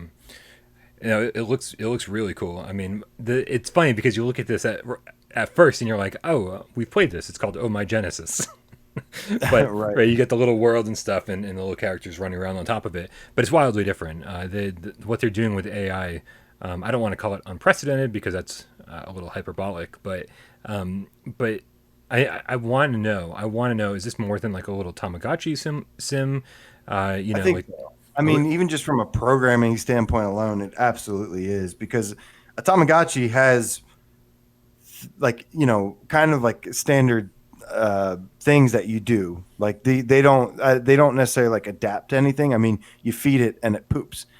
These are more like talking about behavioral patterns, and even joked about how their game is becoming self-aware on them. Like, that's crazy. And I'm not usually into little things like this, but this I thought was so fascinating when he was talking about it. Yeah. No, I think my Tamagotchi question comes more along the lines of like, am I gonna like want to check in on these dudes every single day and see what they're doing? Like, do I have to go in and keep them alive like Tamagotchi style, like give them, like feed them and pet them and make sure that they like, they still like me and treat them like an actual pet kind of thing, or is this sort of one of those things that you play for a few hours, then you've seen it all, and you're done? I would like this to be something I check in on every day, kind of like a Animal Crossing town or something. I think that would imply. Well, that's the thing. I mean, I think that would imply that it's more of a game then, because he said it's not a game, it's not a film. It's kind of like in between. I think if it was something that it could change. It's probably still early. But I think at this point, it's probably just something you experience for a little bit, maybe can replay, but it doesn't. I'm not completely convinced that there is some kind of game loop that keeps you coming back here. Yeah, I want to know more about this because it's a great jumping off point, but we need to know more about why this is going to be something we care about. I mean, I don't know. I guess I already care, but I just want to know more. Yeah. So in other news, we didn't get gameplay, but we saw some clips of Panzer Dragoon VR, which we know is the latest game coming from Sega. They basically said that it's not going to be, or that we know that this wasn't going to be gameplay, that this was just some illustrations. They weren't even complete illustrations yet, though. Yeah, this was sort of like the Walking Dead announcement thing or section. I just like, you know what, until you've got some gameplay, until you've got something to show me in game, I'm like, I'm excited that Panzer Dragoon's coming to VR because I'm a huge Panzer Dragoon fan. Saga's one of my favorite probably games of all time. Absolutely love that game, and the fact that they're including stuff from Panzer Dragoon 1, 2, and Saga. I don't think they've said anything about Orta. So do you think this is going to be like a rail shooter? I have no idea. I mean, I'm assuming so. That my guess would be. As somebody who is very experienced in these games, what do you think would be the best way to make it work? Riding and dragging and shooting? I mean, I've played 4 Panzer Dragoon games. I've played 1, 2, Orta, and Saga. And Saga's wildly different. But I would absolutely love it if they implemented some RPG elements like they did in Saga, where it's like, okay, you get the rail shooter stuff going on, but want to be able to upgrade our dragon and become and just put a little more meat on the bones. Those are very much arcade shooters, and they don't last terribly long. They're pretty short games. Well, that's Sega. That's a lot of Sega games, though. Yeah, but that's why Saga was so good, because it's like, now I get to really live in this world longer, and I get to be told a story and be part of the story. And so if they can implement elements of that into this VR game, I mean, I'm excited no matter what they do. If they want to make a rail shooter and just keep it strictly rail shooter, I'm totally fine with that. But the more they add to it, the happier I'll be. Yeah. Okay, so before we move on to the other game, do you want me to actually paste this link into the Discord and let you know if the thing pops up? because it might be popping up here in the next like 15, 20 minutes or something. I've actually got it running in the background just in case. Everybody's telling it. I'm having to keep an eye on it, and this show completely sucks, just like everyone's saying in the chat. Yeah, I see people talking about The Sims and this is Apex why I did Is that? Hey, that was Olav from that looked like the guy from Ghost Giant that worked on Ghost Giant. Anyways. He's gonna be part of the show because I see him right now. Olav Red Mom. What's up, Olav? Yeah, because was it something to do with Fee? Oh no, it was just another indie game. It looked like something from Fee though. It's another little indie game. Yeah. Okay, so next we have Blast On. I want to save some of the good ones for last. We have Blast On, which is this is actually a really interesting game. It has this really cool, colorful, cartoonish art style. This is the one that people are describing as Blasters of the Universe meets Spark, where you basically have a duel. It's a bullet hell face-to-face multiplayer PvP game where, I was watching the interview, and they said that the hit points are your face, your body, and your hands, because that's like the easiest places to be able to track currently. And can you imagine if it, like, you had to like figure out a way to get your body out of the way? Like jump or something. Frustrating. But this game, I like the cartoonish look of it, and they said it's very physical. So I feel like the Game Cats are going to have a field day with this one. Yeah. No, we certainly had our time with Spark. I've probably told the story a million times, but when Spark was new, we used to play it constantly. I remember JD used to like text me be like 2-3 o'clock in the morning, and I'd be like in bed, and he'd be like, "Do you want to play some Spark?" And I'd be like, I want to go to bed, but yeah, I'll play Spark. Let's play Spark. And then next thing you know, it's 5 a.m. and you're like just like standing in a puddle of sweat in your living room, and you're like, that was so much fun. So this could be the next Spark addiction, and if that's it could be a tournament game too. We could use this for the Game Cat tournament. Yeah, absolutely. And honestly, the great thing about 1v1 games is that sometimes it's so hard. Like if you want to get an honor and duty match going, or basically anything other than Firewall, you have to like go and go into the Discord and go see who's around and be like and if you want to play right now, it's like really difficult because like no one is able to play right now. Be like, oh, you want to schedule something for like 8 p.m. tonight? It's like, and then it just becomes this thing. Like all you want to do is like just jump into a game right now when you feel like playing it. And games like Spark and Blast On are gonna allow you to do that. Because finding one other person is like that. You can find one other person to play any game really fast. Oh yeah. And so that's why I'm excited for this, because we need something like that, like a real fast, no worries, there's always going to be somebody playing kind of game, 1v1. And I love Blasters of the Universe, man. That was so much fun. I just played Blasters recently. It was on sale for like $5-6. It's so good. I beat it for the first time. I did run into a bug in it, but I did end up like beating it. And man, yeah, it's just such an amazing game, and it's definitely $5-6 should be a must. Fuck you! I'm K-Panic, the cat mouse game cat. He says $2 donation from K-Panic. Says Mr. Miyagi said, "Blast on, blast off, blast on, blast off." Yeah, I can hear the showcase. Is that coming from me or is that coming from you? No, it's coming from me. Okay, it's very, very quiet in the background. I was just like, I don't know if I've got some sound levels I need to mess with here. No, still nothing yet. So I'm just waiting for Squadrons, basically. Yeah, I have no idea. All right, so we have just real quick want to touch base on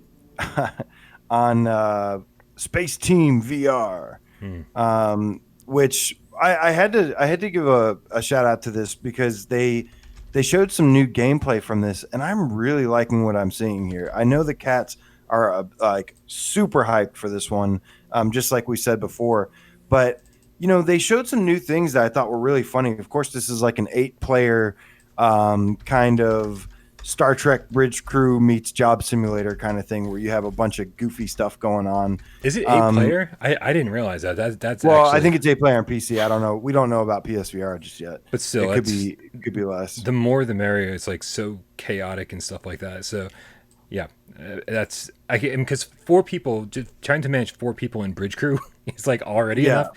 But then when you have like add the chaotic gameplay and the ridiculous over the top mini games of this, and you know, add 4 more people to the mix, that's hilarious. I love that.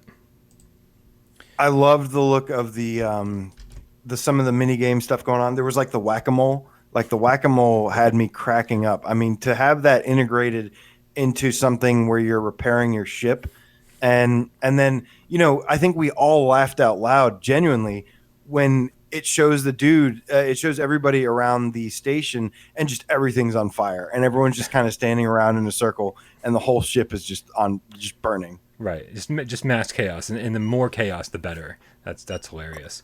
To me, that kind of captured the essence of what the kind of fun time this game could really potentially bring. Yeah, I was hearing some squeaking. Yeah, man. Oh, and it this was chair's fucking ridiculous.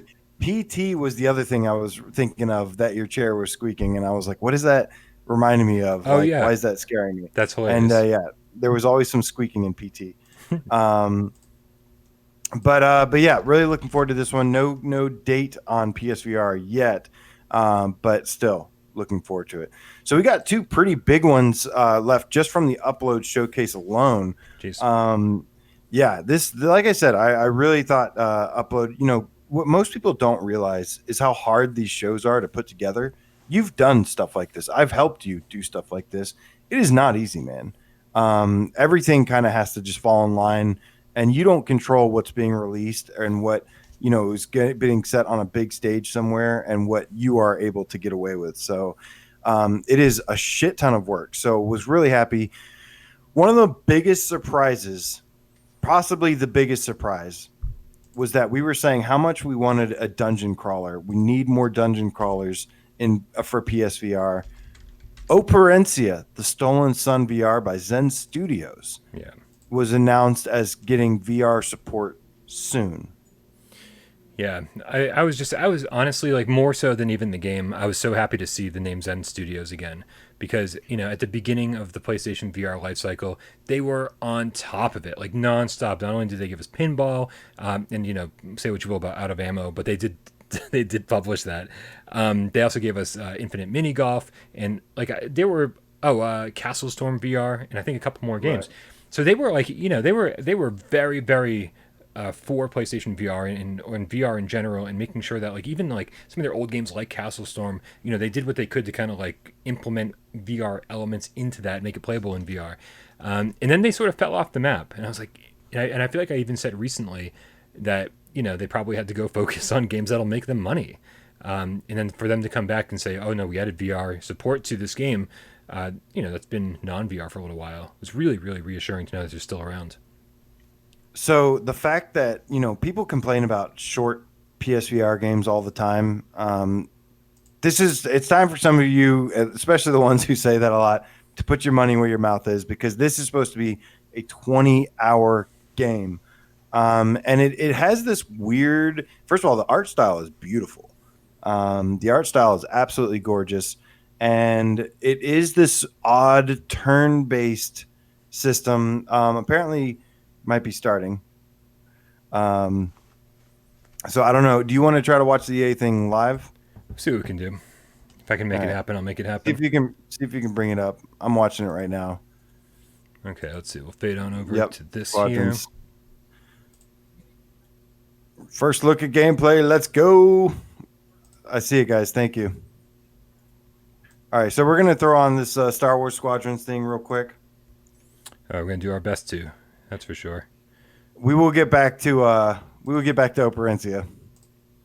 Here we go. I'm pausing this. Let me know when you're ready. You could be kidding me. I'm watching Space Team trailer. 1 second. Okay, I'm pausing it, so I'm not. I don't want to watch this without you, man. Yeah, you're gonna miss it entirely then. Yeah. Jeez, Maybe I should just watch it then. Yeah, just watch it. I'll miss it. All right. Yeah, I'll let you throw it up and see it. I won't say anything.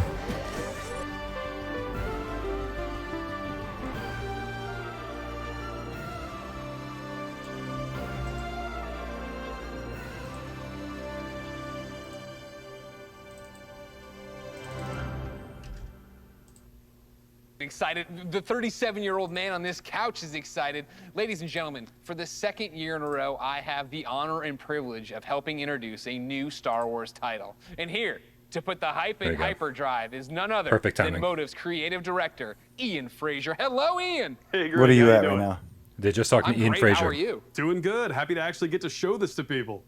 I bet. Now, in my copious notes I have on you, I'm told you are quite the Star Wars fan and have been a long time. How long have you liked Star Wars? I've been a Star Wars fan for pretty much my whole life. I don't even remember the first time I saw the movies. And as a kid, there was a lot of different parts of Star Wars I loved. One of them was being a pilot, that idea of climbing into an X-Wing or a TIE fighter. So, you know, I played all the flight games in the 90s, and I got pretty obsessive about them. I'd pause, meticulously draw the insides of the cockpits and stuff.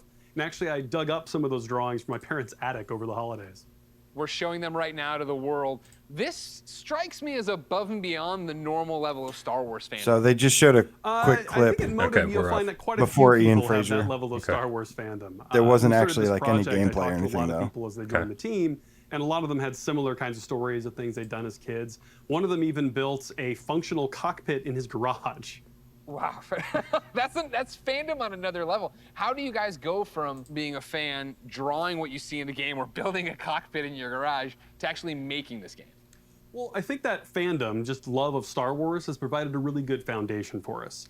But on top of that, of course, the team at Motive got a lot of experience working with Star Wars when they worked on Battlefront 2. And when Battlefront 2 wrapped up, there was a really small group of us that were really into particularly the pilot experience within Star Wars. And we wanted to make something new, something that really went all in on that part of the fantasy. And so we did kind of a grassroots initiative, or started a little passion project, and that ramped up into eventually what is the game we're going to show you today. You talk about, you know, your passion for this, your nostalgia for Star Wars flight games of the past. How do you honor that but make something brand new? It's been interesting. You know, we're trying to kind of pull from that spiritual heritage of many different games in that time period. At the same time, we want to do something that feels fresh and new for fans today. And so what we've tried to look at is sort of the spiritual core of what I think are the best of the Star Wars flight games of the past. And what they did that I love is that they made that part of the universe real. The level of depth and detail that they show in the ships, the way that you control them, is something that I remember fondly from my childhood, and is something that we're trying to do very much with Squadrons. You know, in real life, being a pilot is hard. It takes skill. And that's something that you'll see throughout the game. You know, as you start off playing, it's pretty straightforward, fly around, shoot your lasers. But as you get deeper into it, you start learning how to divert energy from your lasers to your engines, how to shift your shields from the front to show the us back, VR. to cover your butt in a dogfight. Or at the higher levels of skill, you can do really crazy stuff. Like you can boost your engines, fly ahead, cut them off, whip around 180 and shoot a missile off your own tail while drifting backwards. Like real ace pilot stuff. And that's really where we have a lot of fun with the game. I want to do that. I want to learn how to do that. It's better I have understand HOTAS the nuts and support. bolts of how to play it. Is there a single player story? That's Is there a confirmed, multiplayer right? mode? What are we getting into? It's actually Yeah. some of both. It's confirmed so the game for starts with a brand new PC. single-player story. I think Takes we're place good. a little bit after Return of the Jedi. I think so, And too. it has kind of a unique dual perspective approach to it. So when the game starts, you're going to create two pilots. You create a New Republic pilot and an Dual Imperial perspective. pilot. Is that where gonna you're at? alternate between their perspectives, mission to mission, yeah. over the course of the story. You're going to meet a diverse cast of characters along the way, and also a few familiar faces. Now, when you're done with that story and you've played maybe a bit in the practice range, you say, hey, I want to try multiplayer. We want to make it really easy for you to hop I want online that with helmet your friends behind and him. play competitive space battles at that point. And so we've done a lot to try to reduce the barriers, to make it as easy as possible for you to play with your friends. And so I'm happy to say we fully support crossplay. You could be on PS4, Xbox One, PC. Crossplay. You could be playing on a traditional display or in VR, which, fun fact, the entire game supports VR from beginning to end. It's pretty We cool. know. But regardless Why of how didn't you play believe with us? the platform, they can all play together. Just hook up with your friend, connect, have an awesome space battle. You just Death Starred my mind, man. Like, that's awesome. That is, the big question, when can people actually play it? Not too long, actually. Star Wars Squadrons is coming out October on October 2nd. Okay, not too long at all. I was worried about you. I thought you were going to know give me a this. teaser there. You didn't. You actually delivered. I appreciate that. The next big ask I have on behalf of everybody watching, I'm sure, who came here for one specific reason, can we see some new gameplay of it? Can we Yes. see any gameplay of it? Yep. Absolutely. There we go. I kind of figured you might want to. On behalf of everyone Thank at you, Motive God. and the team at Lucasfilm, I am very happy to show you the world's first look at gameplay of Star Wars Squadrons. Enjoy.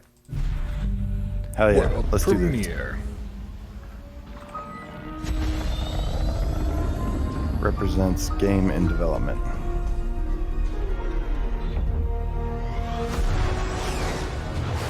The second Death Star is gone, but the Imperial fleet is still a threat. Vanguard Squadron. I love that there's a single player in this. This is it, Titan Squadron. Everything we've done has led to this. Finish those Vanguard scum! This is Star Wars Squadrons. Earn your wings in a single-player story spanning This two doesn't look like factions. gameplay. Fire on that ship! And master multiplayer battles as a So squadron. it's like the of five. cutscenes in between the gameplay. Here we go. To play the entire game Yeah. in VR. This is the definitive Star Wars. Oh, that's pilot VR. Experience. Come on, come on! You'll begin your career in a single-player story. Okay. Welcome to Titan Squadron. Where you'll play as two combat pilots, flying for both the Empire and the New Republic. You'll experience this world through your cockpit. The instrumentation in front of you provides critical feedback about power management, targeting, and I want to be in that goddamn TIE With fighter. a squadron of diverse characters at your side. that's sick. Prove your skills Wow. on increasingly challenging missions. Oh, cool. This looks really good. Yeah. Hello, Vanguard. Welcome to I like the Madeira kind of dockyard. obstacle course One of stuff. my spies has linked the attacks with the New Republic Starhawk project. The story of the two pilots you play Stick together. will shape the balance of power in the galaxy. Get ready. Let him have it. To take the fight online, were you'll they need flying flight right there? time with all 8 ships. Fighters are the most flexible and versatile, able to handle any Oh man, situation. X-Wing versus TIE fighter in VR. Interceptors are fast. We and asked for highly this. maneuverable. Let's get him. Ideal shit, for A-Wing, hunting that's what down that your was. opponent's starfighters. That was kind of fun. Support ships can keep allies There's a trap. safe and stocked up, TIE Reaper, as U-Wing. well as disrupting I like the enemy different fighters. ships. It's not just X-Wings. Nice. Bombers are the heavy hitters, able to deal devastating damage to enemy flagships and starfighters. If you've got a preferred Yo. component and need something customized, I'll take care of it. Unlock everything you need to Customization customize your and pilot weapons. starfighters simply by playing the game. From cosmetics to an arsenal of over 50 Simply by components paying. that alter how your ships fly, fight, 50 and components? survive. What? They're on you. Notice how she emphasized playing the game. Dramatically change your loadout Please depending don't on hate your us. squadron's strategy. Finally got him. This will be critical in Star Wars Squadron's multiplayer modes. First up, Oh, modes. dogfights. This is an Dogfight. all-out 5v5 battle. Vanguard 5, that was the best. Fine-tune your Probably the loadouts one to I will work be as a addicted team. to. Moving in on the enemy. Utilize components like tractor beams, turrets, and mines to slow down your opponents or set up your squad mates for the kill. Rebels unmarked. Mines. For teams looking for an even greater challenge, it's time to prove yourself in Star Wars Squadron's signature mode, Fleet Battles.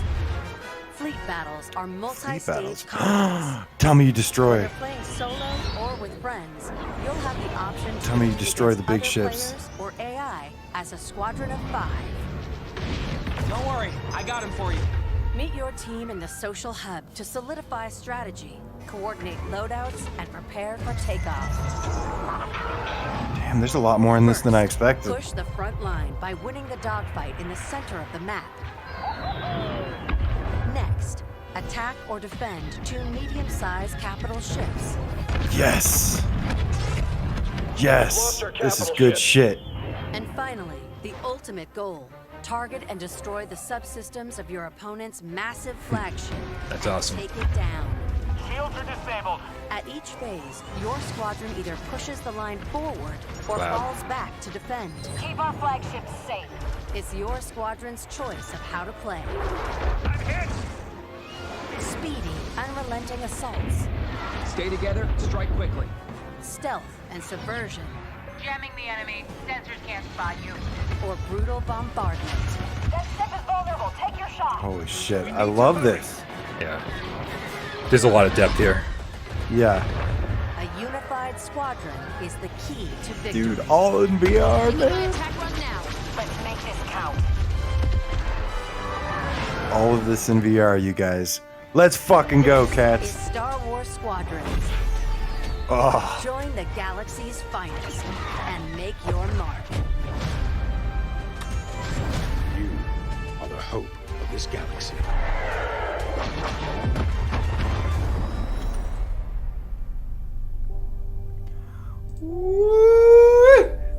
Yeah. Yeah, this is my looking better. God. Better. I was supposed to be taking notes, and I couldn't do any. I couldn't move. What's up, everyone? I couldn't It's your move. boy Lamar Jackson.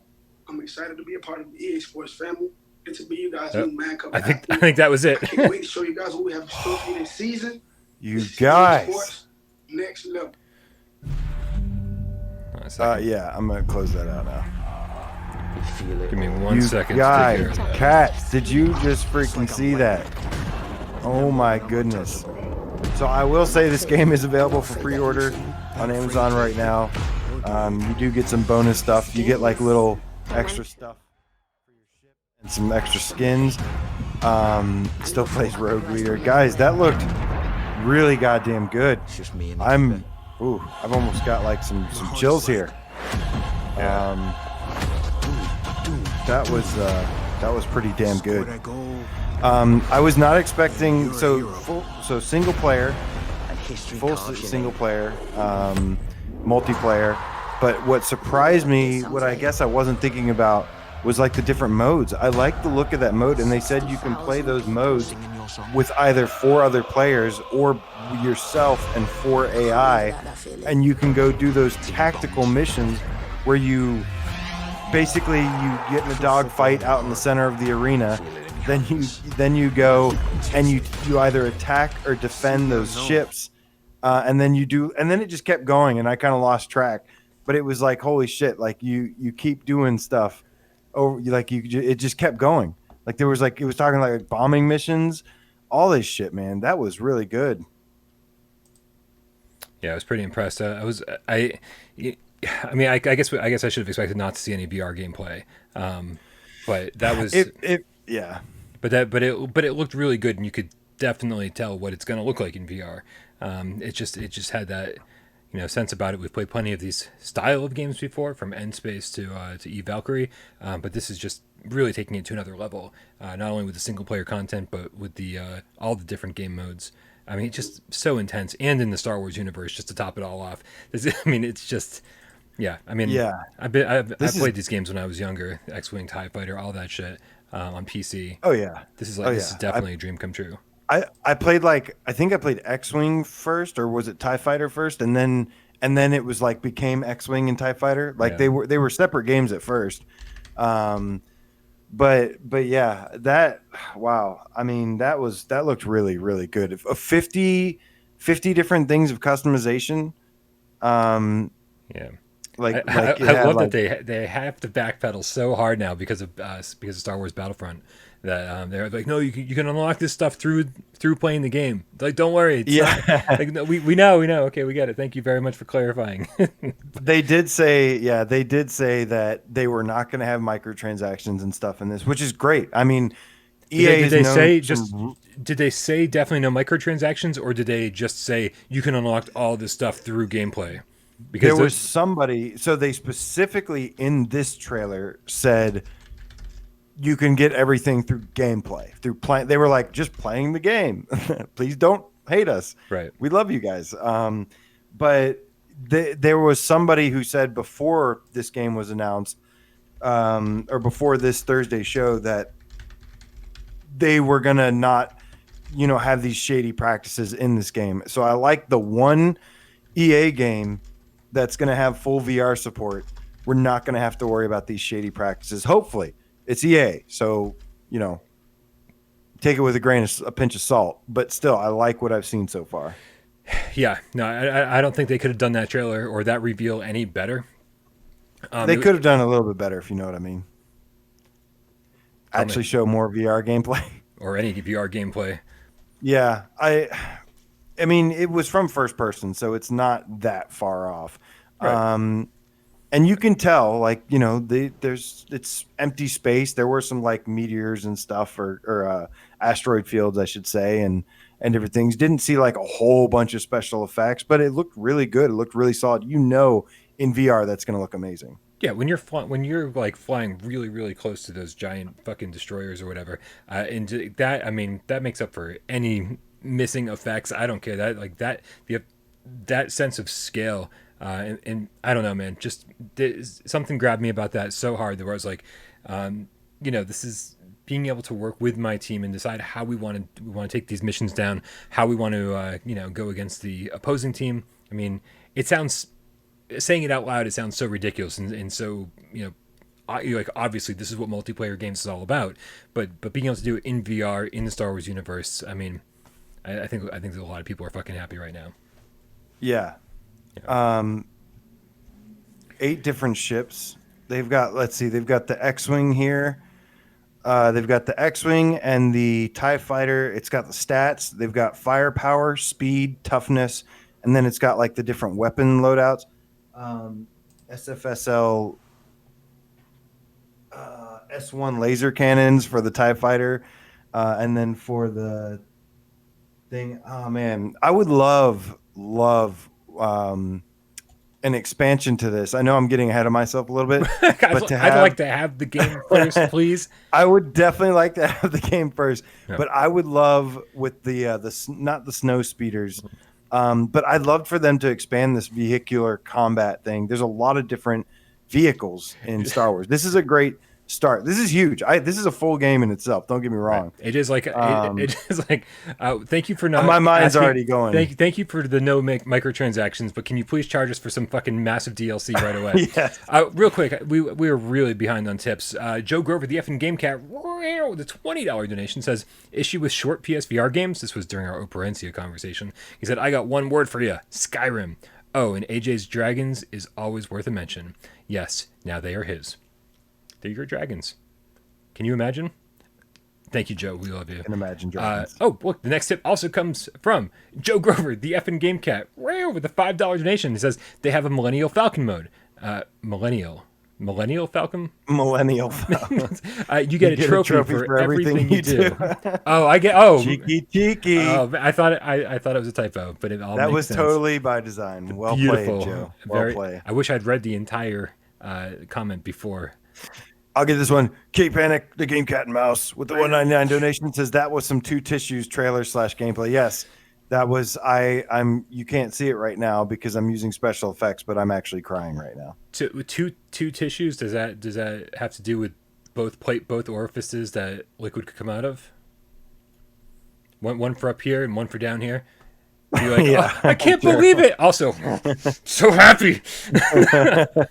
Just coming out of all the holes at once. Just clarifying. That was worthy. That was yeah. worthy, man. I mean, that's huge for us, dude. That is freaking huge for us. Yeah, it's fucking huge. Indeed. Rogue TR says, will Firewall be dethroned as the PSVR multiplayer king? Man. Nah, I mean, obviously very different types of gameplay. Yeah, that's if it was another military modern combat shooter, then get back to me. But this is a Star Wars game. Like, this is completely different. This is a flight game. I'll be spending. I spent so much time in Firewall, and now I'm ready to spend so much. Take all of that time and put it into Squadrons. Like this just I don't know. I just feel like this is a little more my speed. I love Firewall, but like this is what I want to be doing in VR. I want to be flying spaceships, man. This is kind of what we all wanted with Ace Combat, like in terms of like the minimum amount of VR content. Yeah.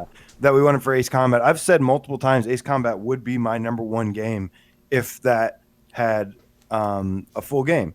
And this, guess what, is a full game. And, you know, you were just talking about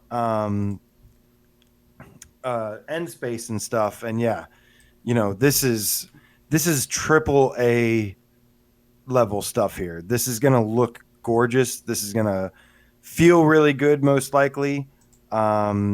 I'm going through the video, man. The TIE fighter cockpit, it looks so cool. They've got the interceptor here, versus like an interceptor versus an A-wing. I like how everything has different stats, different abilities. What does that say? New Republic, in Galactic Empire. Yeah, you've got like ship classes to choose from. Yeah. Also, just heads up, if they do announce anything else VR, I'm totally fucked from my end. Like I can't, I cannot get the, I cannot get that stream back up and running over here. I like the obstacles here. Are you? Wait, are you looping the trailer though? I'm looping the thing we saw a couple days ago. I'm getting the. You're getting it. We're gonna get it, guys. Stuff. Don't worry. We're gonna get that playing here so you can see it some more.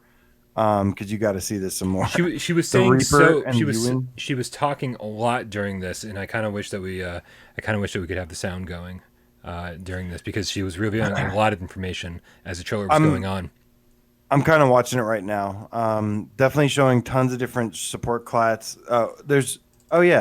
Ship class support. So what was the first one that I saw? Interceptor. So there's a fighter class, an interceptor class, a support class. There was a bomber, I think, class, which are like the big, slow ones. What are these components here? They've got... Now we got it up and running. Ion missile. Let's see. Laser cannon, Rodarf cannon. Rotary cannon. I was like, what's a Rodarf cannon? Oh, good. Great Tantrum says that was it. The show's over. Perfect. Burst cannon. Excellent. Yeah, that was it. I figured. Thank goodness. See, I'm glad we didn't watch that whole thing. But we missed all the Sims announcements and all the Apex Legends announcements. Whoa! It says something like slam engine, thrust engine, micro thrust engine, slam engine. If there's actually a slam ability where you can like put up a shield and like crash into somebody, that would be awesome. There's like there's a repair droid you can unlock. There are a lot of components. She said like 50 or over 50. Mimic beacon. What is that? Where like you can actually have like a fake. There's a targeting jammer, proton bombs, turret mines. Holy shit! There's a lot of add-ons to these things. Concussion missile. Man, there's a lot of stuff here. I'm going to take a screenshot of this and post it in the Discord. I'm a little curious to see if we actually did see any VR gameplay because there is one cockpit scene where the pilot is looking and then like sweeps over to the left. Obviously, I know you can do that with It looked like for a brief second when she said VR. Yeah, so it is very possible that maybe just for a brief second they did show.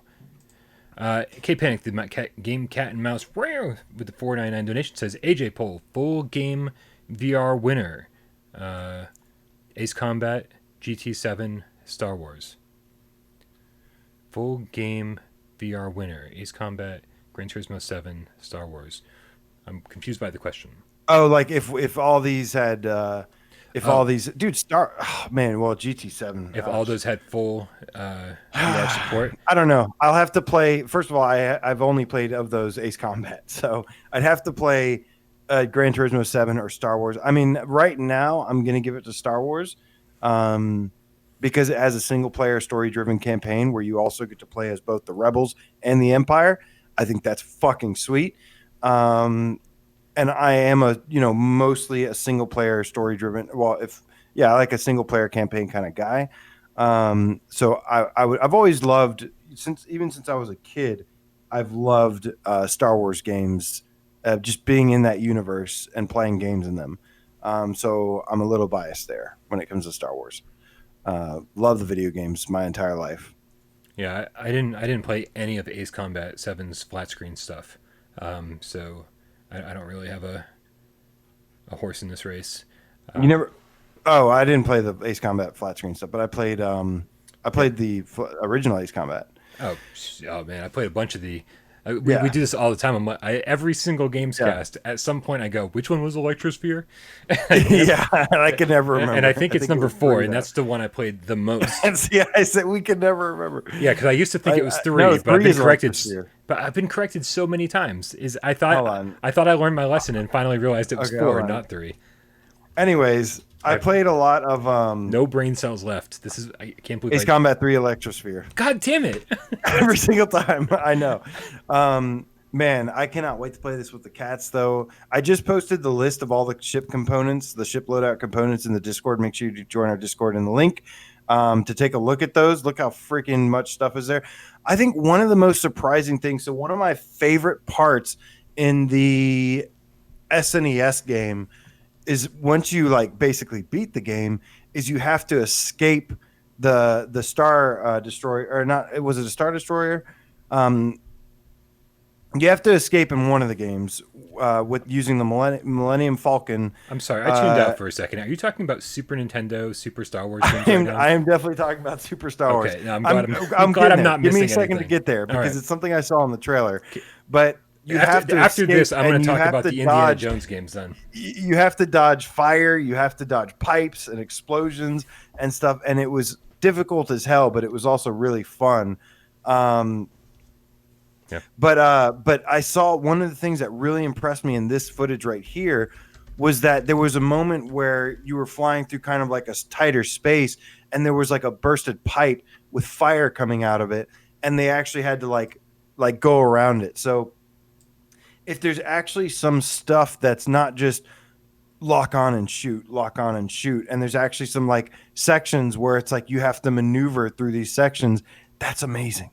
That's going to be so cool. That'll build your piloting skills, and it will just add to the campaign, make it more than just a repetitive shooter. Right. What was the PlayStation 1 game? Rebel Assault 2 on PlayStation 1, where it was like all the backgrounds were FMV. But then you're controlling your ship through it, and there were so many of those style levels, and to be able to do that not only with like actual like real backgrounds, not just video, and in VR, man, that's pretty cool. Yeah. I mean, for everybody that loved like Rogue Squadron on N64 and stuff, some people there was one on PS2 as well. I think it was. This is like basically the predecessor to like it's the next in line for like the Squadron one. I forget what the name was called. It was another Squadron one. Star Wars. Yeah, there was. It was all like flying based.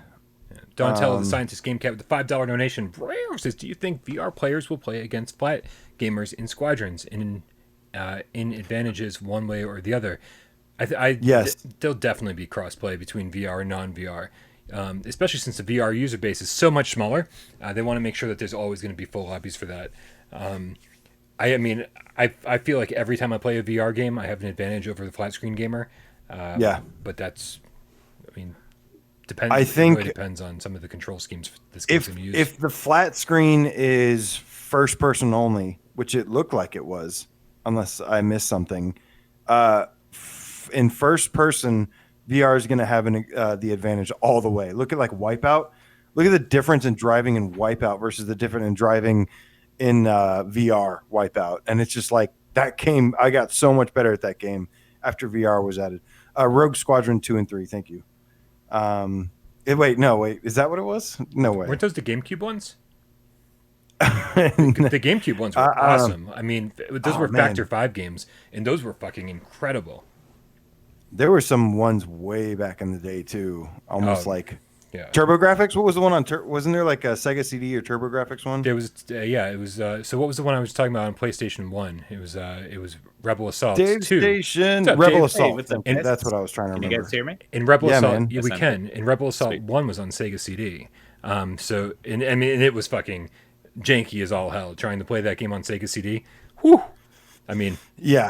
Just almost terrible, to be honest. It was, Rebel Assault was terrible, but it still had a lot of charm. Rebel Assault 2 on PlayStation 1, way more playable and way more charm.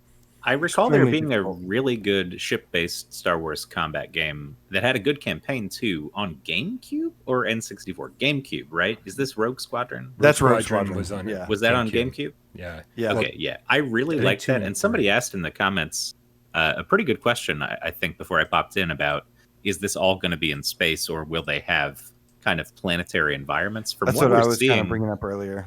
It looks like it's just in space, which is cool and all. But when that question got brought up, it did remind me that in those games like Rogue Squadron, some of the coolest parts of being in a ship were like on the ground.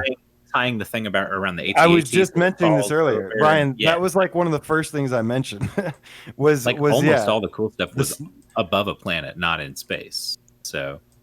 Well, I think, like I said, this is still really, really exciting. I was talking about the snow speeder earlier. It actually is called a snow speeder. Yeah. But those levels, like having imagine like some people being in the ATSTs and ATATs, and then like other people, that was part of the game back in the day was doing all that stuff. And yeah, that was so much fun. But I don't even want to get into that right now because that's like looking way ahead. I think the thing with this, but I agree though, to get it to run on a PS4, we probably couldn't have stages like you're running over Hoth and you got to tie up an AT-AT. Like it frees up a lot of resources to have your background just basically be black. You can put anything you want in there because you don't have to worry about draw distance. You don't have to worry about assets loading in and stuff. It's just like space. So I can see why they would do that to get it to run on PS4. They do show the planet with like the red clouds. Cloud City. It's not Cloud City, is it? I'm so rusty on my Star Wars stuff. Is it Coruscant that has the Cloud City? Is it Coruscant? Yeah, this doesn't look where Lando lives and stuff. Yeah, it has like in the footage in the gameplay, it's like the pink clouds. But I agree though. But it's on Bespin. It's on Bespin. The upper atmosphere of Bespin. No, Bespin. Yeah. Okay. Okay. Yeah, I definitely would love to see like a list of how many levels are here. The levels, some of these levels do look really good. I wish I knew specifically which ones were which. They're not all just blank space. You know what I mean? Like some of these have like a lot of detailed stuff, like some debris that has like some obstacles to go through.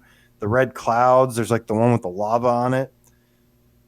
Oh man, this is exciting, man. Dave, what'd you think of that trailer? So unfortunately, I was still doing work stuff, so I only saw it. I didn't hear anything they were saying. Oh man.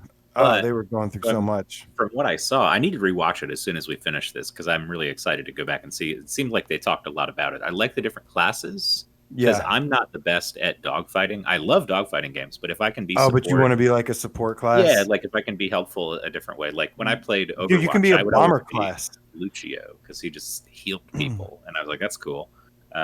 But yeah, so I mean, you're gonna be able to play as like an X-wing, like protecting the bombers and shit. How fucking cool is that? That's so gonna be awesome. And I think I'm really glad that they said that. I hadn't thought about different roles for the team members, but it's a lot better than just, hey, there's 5 of you guys in X-wings, fight 5 other guys in X-wings. This is a cool twist. I like that you have all these options for how you want to play it. Your team makeup, who's good at what, and that's going to add a lot of strategy to it, I think. I agree. The strategy, the tactical like setup, it's so much more than I was expecting. Yeah, and it looks great. I mean, I know we were talking about whether or not there's true VR footage in there. Whether or not it was true VR footage, there was definitely some stuff where they were mimicking VR by having the dude look around everywhere in the cockpit. So, I mean, that's close enough for me. Yeah, I mean, I think we know. We've all played. E-Valkyrie. I think we have a good idea what this is going to look like in VR. Yeah. And even if it looks only as good as E-Valkyrie, game that came out at launch, even if it only looks that good, but it's set in the Star Wars universe with all these iconic ships and everything. I mean, I'll be happy. I would bet you a pizza it looks better. I'm not accepting any pizza bets because this absolutely has some money behind it, and I feel like it will look better. But I'm saying even if it only looks as good as that awesome looking game, I'm going to be E-Valkyrie beyond happy. One of the this has some legs, very man. Cool looking games. Yeah. E-Valkyrie really botched the single player campaign, and that's what I'm really excited about. This is, I mean, the multiplayer modes look really fun. But the single player stuff, I didn't hear what they were saying. Was there any mention of a cooperative kind of campaign, like you play through missions as a team with people, or is it just solo? Yeah, what was the bots? You were paying attention to when they talked about bots. What was that about? It sounded like, now I cannot confirm this, but from what I saw in the trailer, it sounded like there was a mode besides the PvP stuff where other people can join you or bots can join you. And there was like a sequence of events that you can play out where it starts out where you meet in the middle and you win a dogfight, and then you go and you have to either attack or defend some ships, and then it kept going from there. I will go back and look at it actually while you guys continue to talk about it. Real quick. All right.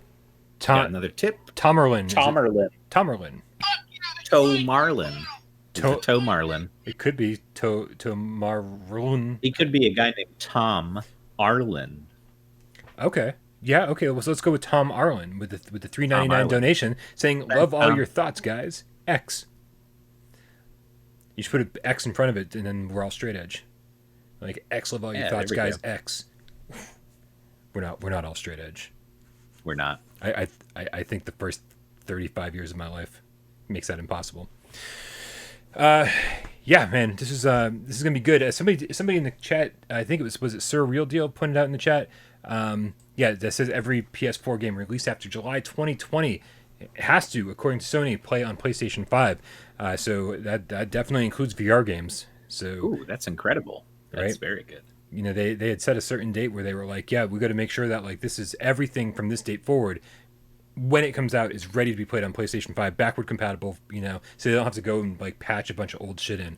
What was the date again? Say that date again. It was sometime in July, and this is obviously a game well after July. I mean, Iron Man comes out in July. I'm just wondering.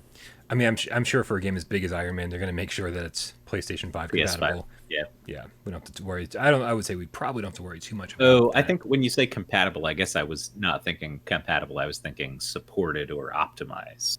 But compatible is a different story. Okay, never mind. Yeah, this isn't like having all the games pro patch. It's just make sure that it's playable on PlayStation 5. Yeah, okay. Yeah. Gotcha. So, I mean, it's crazy. This was supposed to be the biggest news of the day in terms of, we're finally going to see gameplay. But I mean, like, I think what we saw, it like blew me out of the water.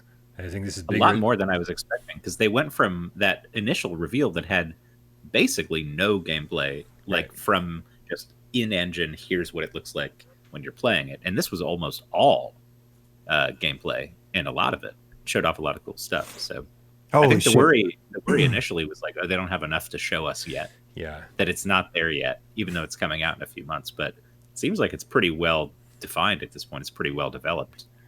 So. Guys, check this out. So short answer, yes, there is a co-op mode. They call it their signature mode, fleet battles, where I'll get it in a sec, Dave, or I'll let you get it after. But to answer your question, you start out, so you can choose. It's 5v5, right? You and 4 other players. You meet up in a social hub. You customize your loadouts and stuff like this, and then you can either fight against 5 other players or you can fight against 5 AI. So you can do PvE against AI, style. And what you do is you have to. There's like sequences, like I was saying, but here's what they are. You have to win a dogfight first, and then you have to go after you win that dogfight. Then you move on and you win a battle where you have to destroy 2 capital ships, which are medium sized. And then after you win that, then you have to go and take out the subsystem's flagship, which is like going to be like a Star Destroyer or something like that, and take out the big Mamma Gemma. So that sounds like a Battlezone style multiplayer experience, like where it keeps amping up as you go, and it's like not just one mission you do together. It's like this progression through a whole sort of mini campaign almost that's kind of randomly created. So that is cool as hell, man. That is amazing. Hit that for me, Dave. I shall. Damn, I don't know what's up with that. I don't know. Speaking of X's before and after names and stuff, X gives us a $20 donation. Thank you very much. Wow. Says, I feel like Squadron just checking off everyone's wish list for a full-featured Star Wars pilot game. Hell yes. And I respond with a hell yes as well. I agree. For the flip side of Star Wars, Vader Immortal, while it's not as full-featured a game as this, obviously, it'll give you that lightsaber feeling. So this is the X-Wing feeling that we want in VR. The way that the lightsabers feel in Vader Immortal is that quintessential, like, this is what I want in VR from Star Wars. So we're going to have both sides of that coin ready to go by the time this comes out, which is pretty awesome. Yeah. I hope this is a trend we continue to see, too. I mean, Iron Man, Star Wars, Walking Dead. Let's keep these big IPs coming, because this is a great way to kick things off for VR, to get some just to oh, no worries. I don't know. I just love this. Yeah. I'm really happy right now, you guys. That's for Scott. Just go. With the $4.99. You want to do it together? Just fucking with you, yeah.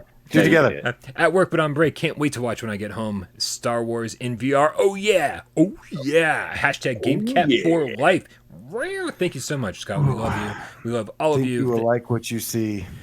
An animation of the Kool-Aid guy busting through the stream when something like Star Wars VR happens. Yeah. And just like, oh, yeah. That's what we need. We need more copyright claims on these videos. I don't think the Kool-Aid guy is like strictly policed as far as copyright goes.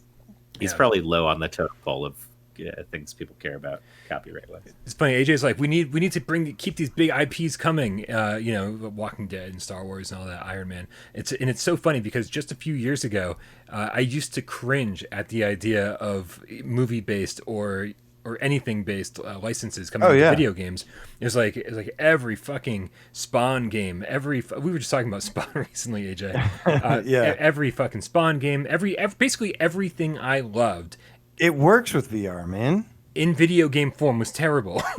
They were, but not for VR. For VR, they're freaking great. Well, I mean, all of them developers have come a long way. Most of them. That's what it is. The other thing, starting to give more love to IPs like that. I think what that we see is that companies who are media companies, like Sony, for instance, or who's the one who's putting together these? There's all these kind of Skydance Interactive comes from a background of film and special effects for film and stuff like that. Skydance is a movie production company to begin with. This is an offshoot of that. I think Disney and all these big media companies realize that this is a very unique and awesome way to tell stories and get their franchises out in front of people and get them excited.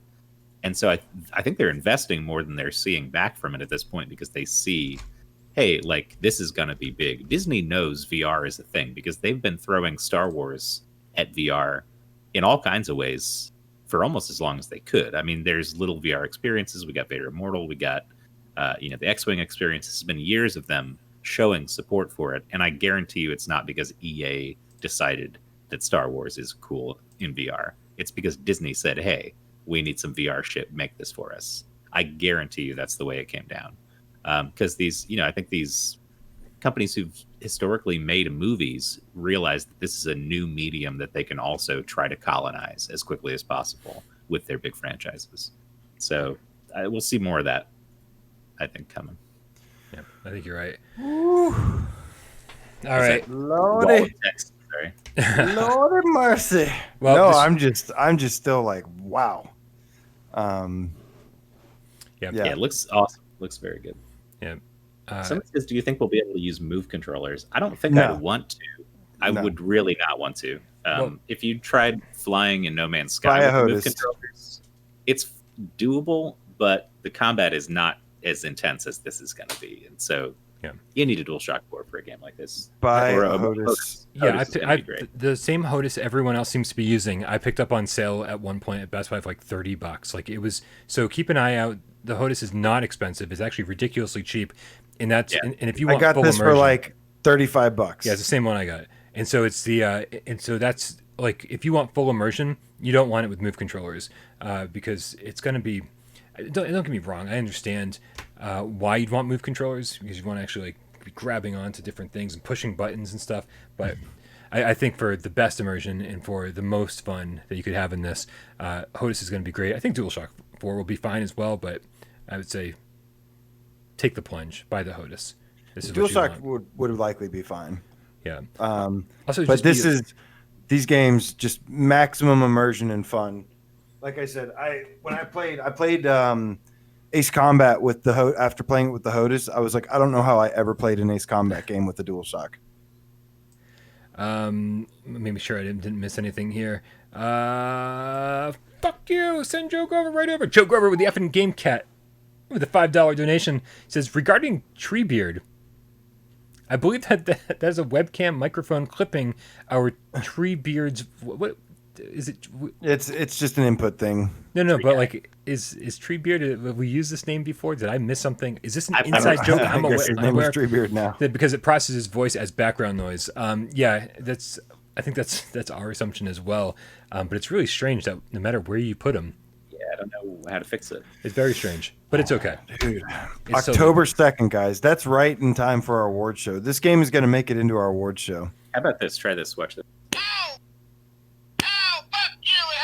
Is that coming through? Or is that Yeah, clipping? perfect. Oh, well, there was a thing that says automatically determine input sensitivity. I turned it off. And now Tree Guy is amongst us again.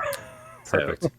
Jamie tweeted, he says, the Parole team let me on the Gamescast today for some reason, talking Upload VR showcase reveals and some guy called Zach that talks about ghosts. Oh, what have you guys done? Zach Fagan. Holy shit, guys. We've infected Upload VR. We have. Our life's mission is complete. We're bringing everybody down to our level, guys. I love it. Jamie's a cool guy, man. Love having him on here. Yeah, that was really good. I wish we had more time. I hate that both of you guys had to go, but yeah, I did retweet his tweet and said, I can't wait to have you back on. I can drag you back into the alley and we can fight out about separation and Golem.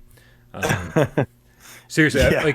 I you really guys had some pent up stuff that you had to get out with him. It's called sexual aggression, AJ. It's called sexual aggression. But we'll take that out in all sorts of different mediums. Okay, let's move on. I know we want to talk about Star Wars forever, but I want this show to end at some point tonight. All right, we do have a lot to talk about. So, moving on, guys. The EA Play showcase was today, and they finally showed the first gameplay of Star Wars Squadron coming from October 2nd. I don't want to do this It anymore. was awesome, you guys. It was so cool. They showed dogfighting and a bunch of other stuff. What did you guys think of it? Let's start from the beginning again, can we? Can we start over? Can we just start from the beginning? If we're gonna do this, I got to sit back the whole time. I'm just gonna relax here with my microphone. All right. So no, we do have a lot of news to get through. Still? Okay. Oh, I might have to leave again if we go till 9 because I'm supposed to meet with my family. I've been sitting in front of my computer for like the entire till 10 p.m. So that'll be. All right. So all right. So before that thing popped up. Sorry, or Seek in the comments goes, "What? They announced a Star Wars VR game?" Oh man. This show is not going to be released until after Gorn comes out. All right. So Operencia, the Stolen Sun VR, was showcased at the Upload VR showcase. He said, everyone wants to start over. You guys don't want to. This is a game by Zen Studios, and it is a classic dungeon crawler style game. And yeah, it's really interesting how they say it's an homage to the original dungeon crawler styles, and it's like a 20-hour game. This is what the tip from Joe Grover was talking about. 20-hour long game, and then like apparently 30 hours if you want to get everything. What do you guys think about this? I, for one, am super excited for a new dungeon crawler in VR. Yeah, I think it looked gorgeous. I mean, it's a cool idea. Oh, AJ left us, but that's why he said what he thought first. Right. What do you guys think? I want to tell you what I think. I'll leave. Right. Okay. Yeah. I've done that before. So I think it looks great, and also the reviews for the flat game are very positive on Steam and PS4. Yeah. And the cool thing is that it's just a free update. So if you buy it, you will just get the update in VR for free. And last time I checked, I don't know if this is still running, but it was 30% off on PSN. I didn't realize that was the case. I actually thought it was a separate release. So thank you very much for filling me in on that. Yeah. So if you already own it, I doubt most of you do, but if you want to get it while it's on sale, if that's still the case, might as well. I don't know if there is a launch discount, but 30% off is pretty good. Yeah. So if you can get it for that while you can, it'll just get the update as soon as it's live. The only thing that's a little confusing is that the image for the trailer says now in VR, and they keep saying coming soon, but like some of the materials make it look like it's already out, like they released it already, because the thing says now in VR. It's like it's not now in VR, it's someday soon. Yeah. So I'm curious if that's like next week or like a month or two, but it seems like it's coming pretty soon. Yeah. So And I mean, you can like or dislike the previous Zen Studios VR games. AJ hates Infinite Golf, and that's fine. But it's not like it's a bad port. It's not like it's unpolished. It's not like it doesn't. There's nothing really objectively bad about the way they make VR games. It's just like it might not be a cup of tea. So, I think if this is up your alley, this is going to be very polished, very well done game. Zen Studios got the money to put something together. Man, I should buy this. You're right. It's like it's usually $30. It's $21 right now. I should just buy this right now. I was thinking about doing the thing. Yeah, but yeah, no. I mean, see, that's the thing is like especially back when PlayStation VR was new. We had to give a lot of credit to Zen, who was like saying, here's this game that it's already in flat, but it's also in VR now. Like, because Castle Storm was maybe not the best game to bring into VR, because it still plays almost exactly like pretty much, yeah, right, with a little bit but of. It was kind of cool. Like I kind of got into the game itself. I had never played Castle Storm, and I was like, oh, this is kind of fun, and it was just a little extra, icing on top that it was VR. Yeah, Infinite Mini Golf's a different story for some people. But then pinball is obviously, they knocked it out of the ballpark with that one. The only thing that I would say could be improved is maybe like using the triggers as move controllers as like flipper buttons. And of course more table support. The 2D version has so many tables, and but we'd all be broke if they kept releasing tables because they're not cheap when they come out. No, like they'll charge you $20 for 3 tables, and it's like, oh, Star Wars, that's cool. I'll pay $20. Like they have Alien. They have so many ones. Oh yeah, I mean, like the movie Alien. Yeah. For a while, I was buying them pretty religiously for PlayStation 4 or PlayStation 3 and Vita, because they're so much fun. Like, but part of my problem with pinball, and I know we're getting way off the rails here, but part of my problem with pinball. AJ's not here to get us back on track. Part of my problem with pinball is that I love checking out new tables. It's almost like the same Beat Saber problem, right? It's like a lot of people are like, oh, I want custom songs because I want this song or that song, and I want to be able to have, this, but you kind of lose the importance of what's there if you're like, I just want to check out everything. Right? I want to play 200 different songs. Well, then like you're never gonna master any song on Expert Plus, and it's the same thing with pinball tables too. It's like I want to see them all. But really, if you want to enjoy Zen Pinball for everything it's worth, you have to just focus on one pinball table at a time and like learn all of its tricks. And that's hours and hours and hours of work.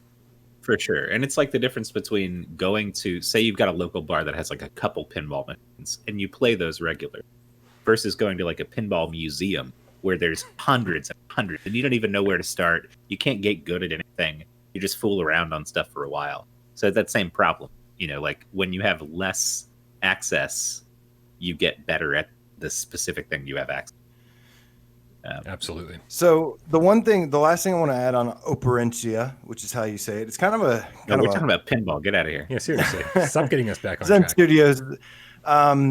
Is that it looks like you control it did seem like you control multiple characters or something. I don't know. I'm with you guys. I'm probably going to end up picking this up, the flat screen version, and then just like. I don't know. Might stream the flat version just to see. Yeah, I was thinking like we should have a good idea of how it's gonna be in VR by playing flat one, so we can tell like, oh, this will be cool in VR. They'll probably do this implementation. Right, Yeah, but it looks like gorgeous. It looks gorgeous. It also looks like we talked a little bit about some of these clips look like full locomotion, but at the same time, it's like they're talking about grid-based movement. And so that's what I'm interested in because they say exploration, and it's like, how do you have grid-based movement, grid-based turn-based movement, and then exploration? It's like, it's easy. It's like the classic dungeon crawlers where you moved space by space, right? And you're exploring an unknown area, and what you used to have to do is keep a pencil and paper and write down a map of where you went and where you hadn't gone yet and stuff. Gotcha. I used to take a lot of grid paper home from school. Yeah, the exploration comes from the fact that you don't know where these hallways go. You don't know what's on the other end of the door. You don't know what's over there. And it's just sort of, in most cases, you don't have a full map of the area beforehand. And I assume that's how this also. It's pretty nuts. Yeah. I'm excited for this, though. I'm excited to try it out, at least. Crystal Rift is like the only other, maybe Trickster VR. It's kind of a dungeon crawler, like action dungeon crawler.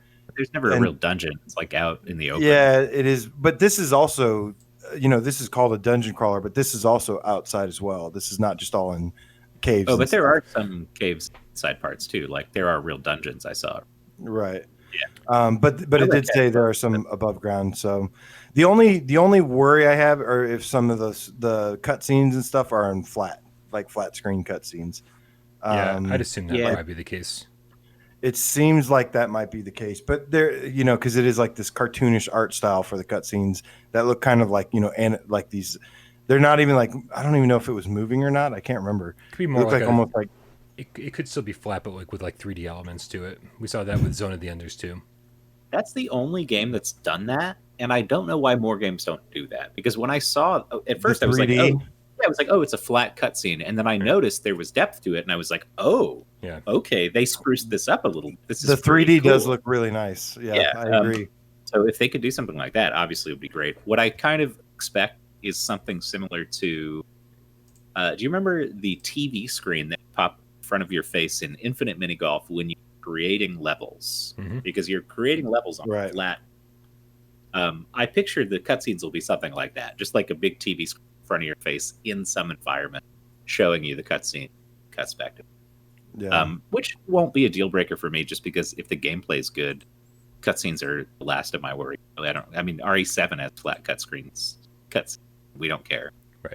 Right. Luckily, they're super few and far between. Yeah, and I have to assume this game is probably less about cutscenes, more about dungeon crawling.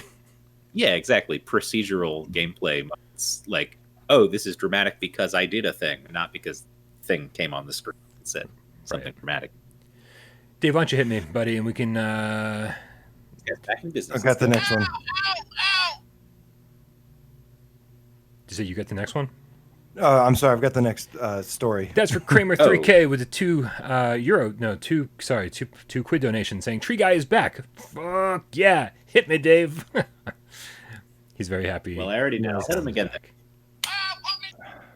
That's worth it. All right, so the final thing that they closed out the showcase with was something I'm actually very excited about, and that's the first DLC pack for Vacation Simulator.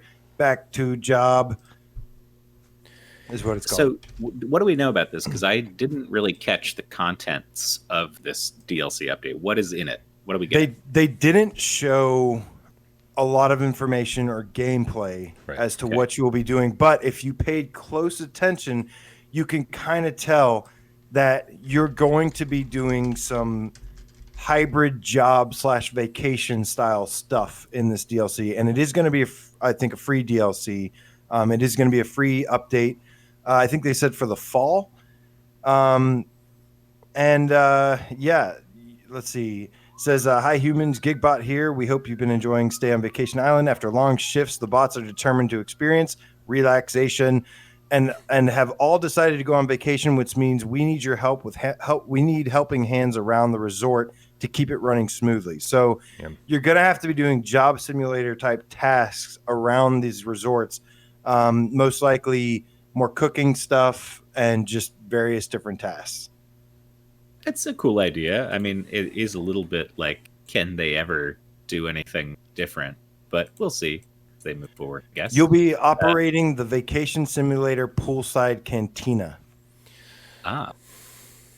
Be a bartender. So yeah, you'll be doing stuff. They got a picture of like a dude making ice cream and stuff. You'll have to do like different ice cream patterns. You know how the sim games go. They do like these little, they tell you what color to put, in order, like they've got the ice cream and they tell you which order to do. One of the other things that's really impressive is the amount of handicap features that they've added they're going to be adding with this update as well. Got to give a huge round of applause to Alchemy Labs for all of the accessibility options they're adding. They've got stuff where you can play with like one-handed mode, colorblind mode, different things like that. And I actually know somebody that does only have one arm. So I cannot wait. You also know somebody who's colorblind. He's sitting right here. I do. And so it'll be really cool. I love the fact that they did this, that just more accessibility options for more people to get to experience it. I just wanted to be like, most of my best friends are colorblind. But I'm really excited for this. I loved Vacation Simulator. It's a lot of fun being in that world. It is, even though it's all like simulated vacation stuff, there were some pretty legit games that were integrated into it. And I, sure enough, felt pretty relaxed while playing the game, for sure. Also, it's got some of the best water physics of any VR game played. When you stand under the waterfall or you play with the river, the way it reacts to you was like very impressive. I was surprised. I know you love your waterfalls. Oh, waterfalls and rivers too, but like your hands very realistically, flip the water around if you're running your hand across the surface. So if you slap it like this, it makes little boop boops like you would expect. And reacts to physics objects. It holds something under a waterfall. It is very well done. Kind of a minor detail that goes a long way. So finally, it says, we need you to cook, advise, entertain, and do whatever it takes to provide 5-star service. Yes. So it seems like, and I could be wrong, you said you're operating you didn't say cabana, right? You said poolside cantina. Poolside cantina. And so, and it's showing this one perspective with like some sunglasses over here. And so, is that what's going to be, just like this nonstop barrage of like, I need this, I need this, I need this, I need this, and you're like, just like But that's already a whole genre of games, right? And so we've played before, right? But not in. But so they're like adding a genre into Vacation Simulator, like something that we've played before, but vacation sim version of it. I'm thinking of like VR the Diner Duo. Right, you're sitting there and you're like chopping, you're like cooking burgers, and you're doing all these things, and like, but the orders are starting to pile up, and you're putting the plates out there, and you're like trying to multitask. That's what I'm picturing this DLC to be, because I think you're going to be sitting at this from this perspective like the entire time, trying to manage all those tasks and try to keep everybody happy. SK Panic, the Game Cat and Mouse with $4.99 donation says, I've got a bad feeling about this, but I gotta go watch a movie with the wife. Strong as the Force with you. Strong as the Force with you. SK Panic. I can sense those midichlorians flowing from here.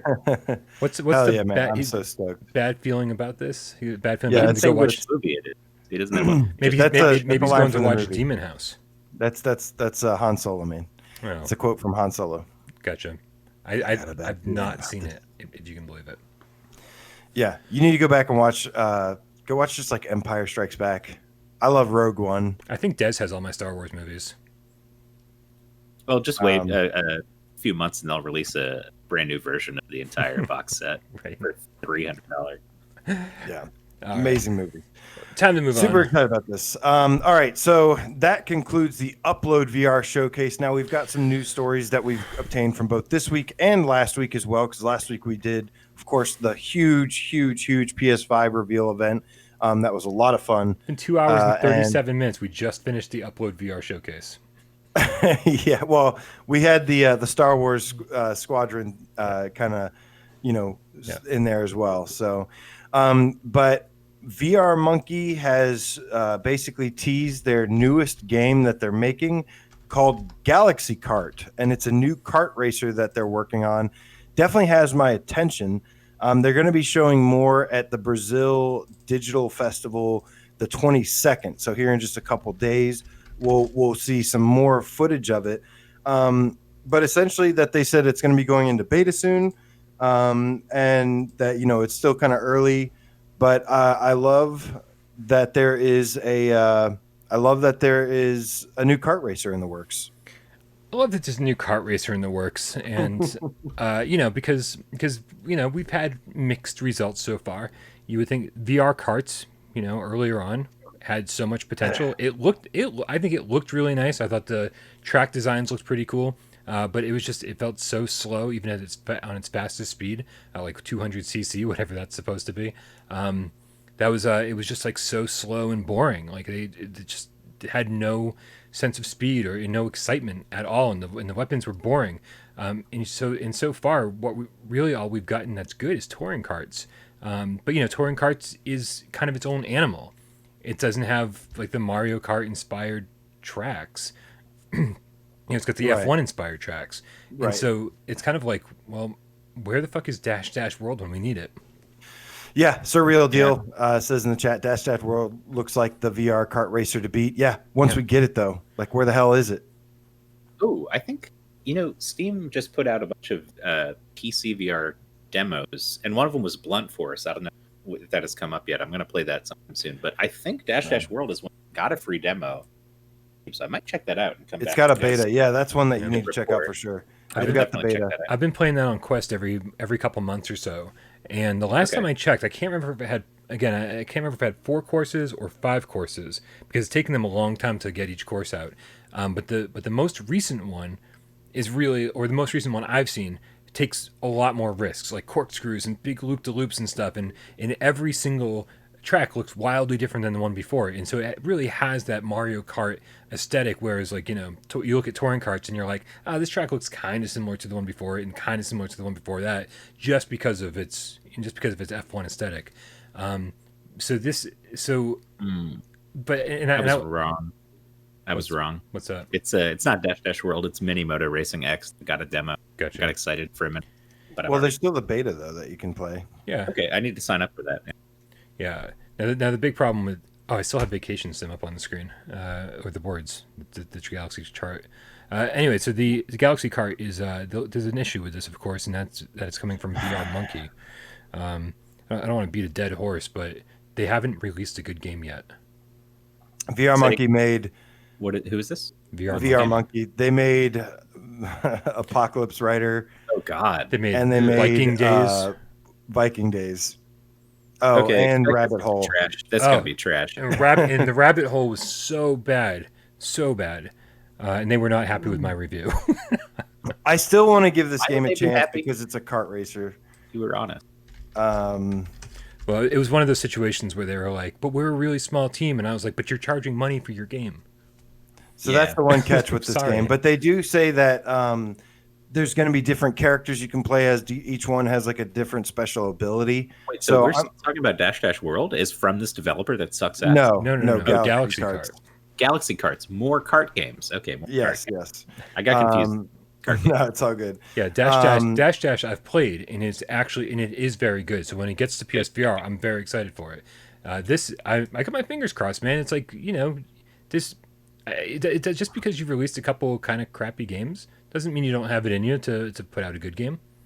Yeah, I mean, look at the guys who made Merfolds. They put out a crappy game. What did I miss? Kidding. Fucking. No, I know. I'm also kidding. But not kidding. I'm gonna give them a chance here. You know, I'm gonna keep my expectations low, but fingers crossed. Okay. I'm definitely Dash World is definitely the one I'm looking forward to the most. I just think this one's going to come out first. Though. I would love something good kart racing. The good thing about them, their games are like $5 though. So yeah, I just even if it's something just to get me by until we get a premier like kart racer game for VR. I think Touring Karts did a good job, but like Bryan said, it doesn't have that Mario Kart feel to it as much as I'd like. It doesn't have the looping tracks and the crazy courses and stuff. I've got just like a general question about kart racing, VR or otherwise. Do you think that there is any viability for a karting game that isn't aligned with some major franchise that people already know and love to be popular and well received in the same way that Mario Kart? Because you have Mario Kart, you have Sonic All-Stars Racing, which is also really cool. You've got Crash Team Racing, which everyone loves. You've got Diddy Kong Racing, which everybody loves.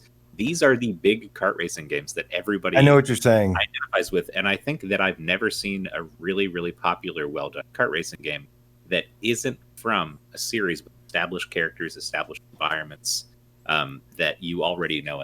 Oh, Crash Team Racing. That's I'm saying that's part of it. They're all part of it. Okay. I already absolutely. So what you're saying is that we need Star Wars karts. What I'm saying is I think somebody needs to step up to the plate with a franchise, with an IP, and make a kart racing game like that, or else these games are never going to be Mario Kart. Right. None of these games are. I was actually shocked when they redid when they redid Crash Team Racing recently. You know, after they had redone the Crash trilogy, they redid Crash Team Racing, and I was totally shocked because I was like, we need a good kart racer in VR, like and with Sony's history with Crash, how it would be so perfect. Maybe that's a PS5 thing. Could be a PS5 thing. I mean, I would lose my shit because I actually like Crash Team Racing, or at least better than Mario Kart. When I was playing Crash Team Racing on PlayStation 1, especially those days, I was liking it better than the Mario Karts that were out at that point. Like I've had phases where I liked I had phases where I liked Sonic Racing better than I liked Mario Kart too. Yeah, Some of those Sonic All Stars Racing Racing Transformed was It's amazing. really good. Yeah. Yeah. The sense of speed you get in that is much different than Mario Kart. Yeah. But yeah, I think it might take something like that. I mean, Dash Dash World could be great, but I just don't think it's going to enter the canon like great kart game until we get something. Drew points out that Dash Dash is only 4 players, but that's on Quest and that's in beta. So I would hope that by the time it gets to PSVR, it's 8 players. But we'll see how that all pans out. Astrobot Racing, GML. I wouldn't be surprised if there were different player counts. Astrobot Racing would be amazing. Oh, yes. Astrobot Racing, good idea. All right. You guys ready to move on to the next one? Oh, I was ready like an hour ago. We'll give you an update on Galaxy Kart once we get more on it. But yeah, nothing but this little bit of clip to go on for now. But so from the makers of Bonfire and the Invasion, Legend of Crow, I loved Bonfire personally. This was a sci-fi little experience thing. Baobab Studios has a new game called Baba Yaga. Ooh. And it's going to be a new experience from them. Of all the experiences, guys, I still think. I know, right? That's what I thought at first. Baba Yaga is actually supposed to be like some fantastical forest thing. But interesting fact, back to Star Wars a little bit. They have playing as Magda, the main character.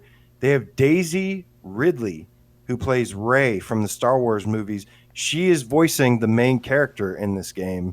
And I think that's really, really cool that they acquired her to do voice in this. They seem to have some industry connections as far as like talent, actors, and because they got God, what's her name? The comedian who did Bonfire.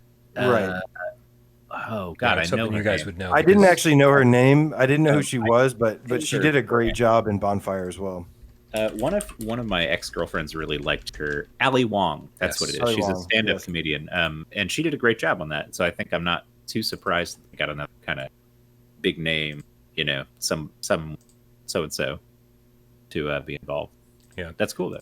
No, but I agree with AJ. Bonfire was fantastic, especially in an era where we're all sick of VR experiences. We want something with a little meat on its bones, something that you can really get into and spend the day with.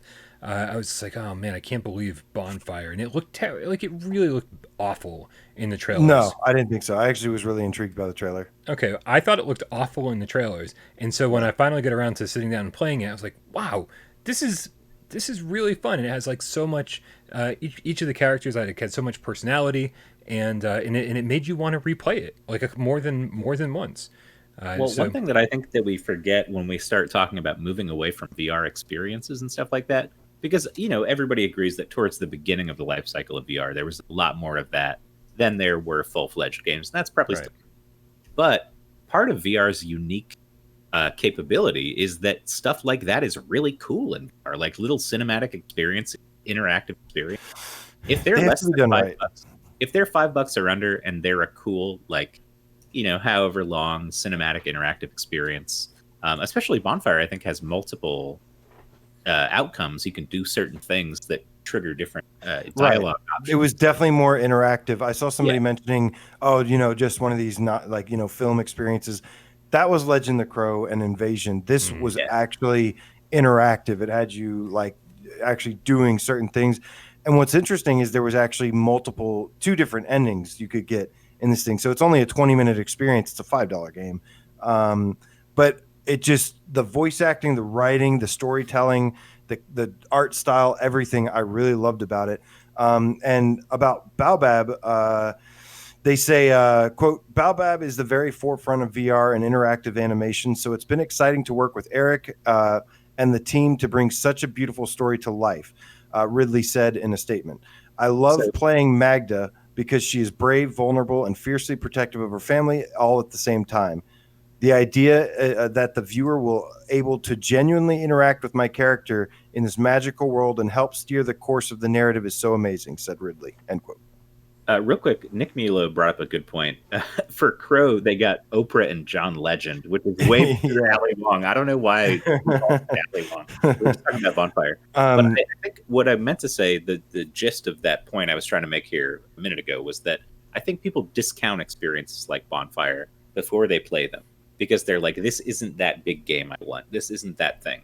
But VR can do a lot of things really well. If done right. There's just been a lot of bad ones. Well, no, but hold on. So every film festival now has a VR segment where they show you cinematic stuff in VR. And actually, since they're canceled this year because coronavirus, they did that online where you could look at these things for free. And it's like, there are people using VR for totally different stuff that we initially thought of as a cop-out that at some point will become very viable as a cool source of entertainment. Like, we're going to get to a point where there's a lot of these bonfire type experiences out there that are really well done. And you can't just say, oh, that's a short little dumb experience. I want a real AAA game, because there'll be something valuable in that I think people sort of forget about. You know, we talk about gaming essentially always, all the time. Always VR is for gaming. But VR is for all sorts of things. There's going to be somebody out there who gets into VR because they saw one of these little cinematic shorts, not because they played Resident Evil 7. So I know you're looking at me a little skeptical, AJ, but I think that you're kind of underestimating VR if you think that it should only be for big games. No. I think that's silly. Yeah, I think it's like Bonfire reignited my excitement for little projects like this. Because I didn't like Crow. I thought Crow was horribly done. I didn't either. I thought the voice acting great. I don't care who the voice actors are. It doesn't matter to me. I thought visually it didn't look very good.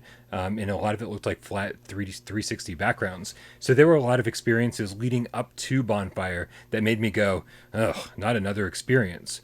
And so the fact that these guys reignited my passion for checking these things out and being like, oh, these can be done really well, and these are things I want to show to my friends.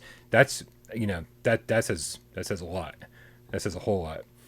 Yeah, and I like the idea of something like, let's say for instance, DreamWorks Voltron Chronicles, something like that, where it's half a cinematic experience and half game, which is still not fully fleshed out. It's not like a full game.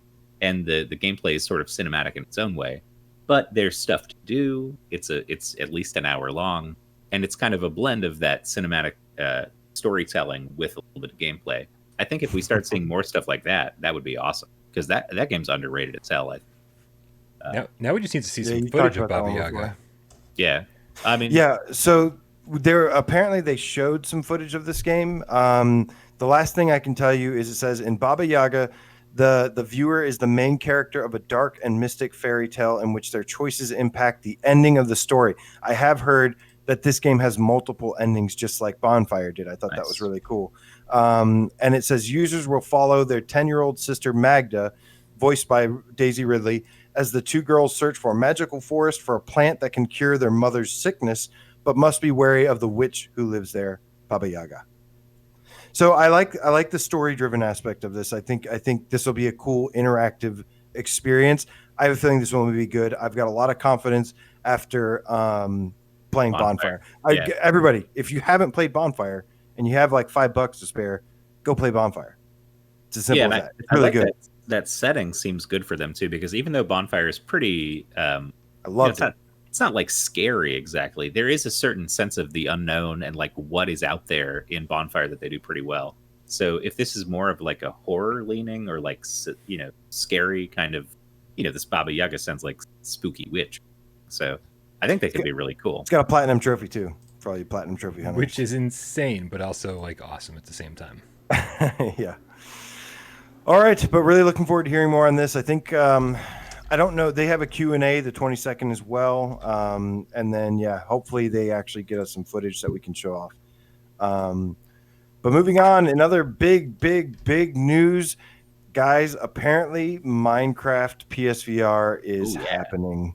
According to N4G, a bunch of other sources, the developer build has received some patch notes that have said PSVR mode complete. So they do believe that there will be a patch incoming at some point to add PSVR support for Minecraft, which I think would be huge. Yeah, for absolutely. the platform. Remind me, is Minecraft a paid game these days? Yeah. Like, it is? Okay, because I feel like when I first got it, it was free. Like it came with a lot of PCs for free. It came with like when you bought a PC or bought an Xbox or something, they would give you.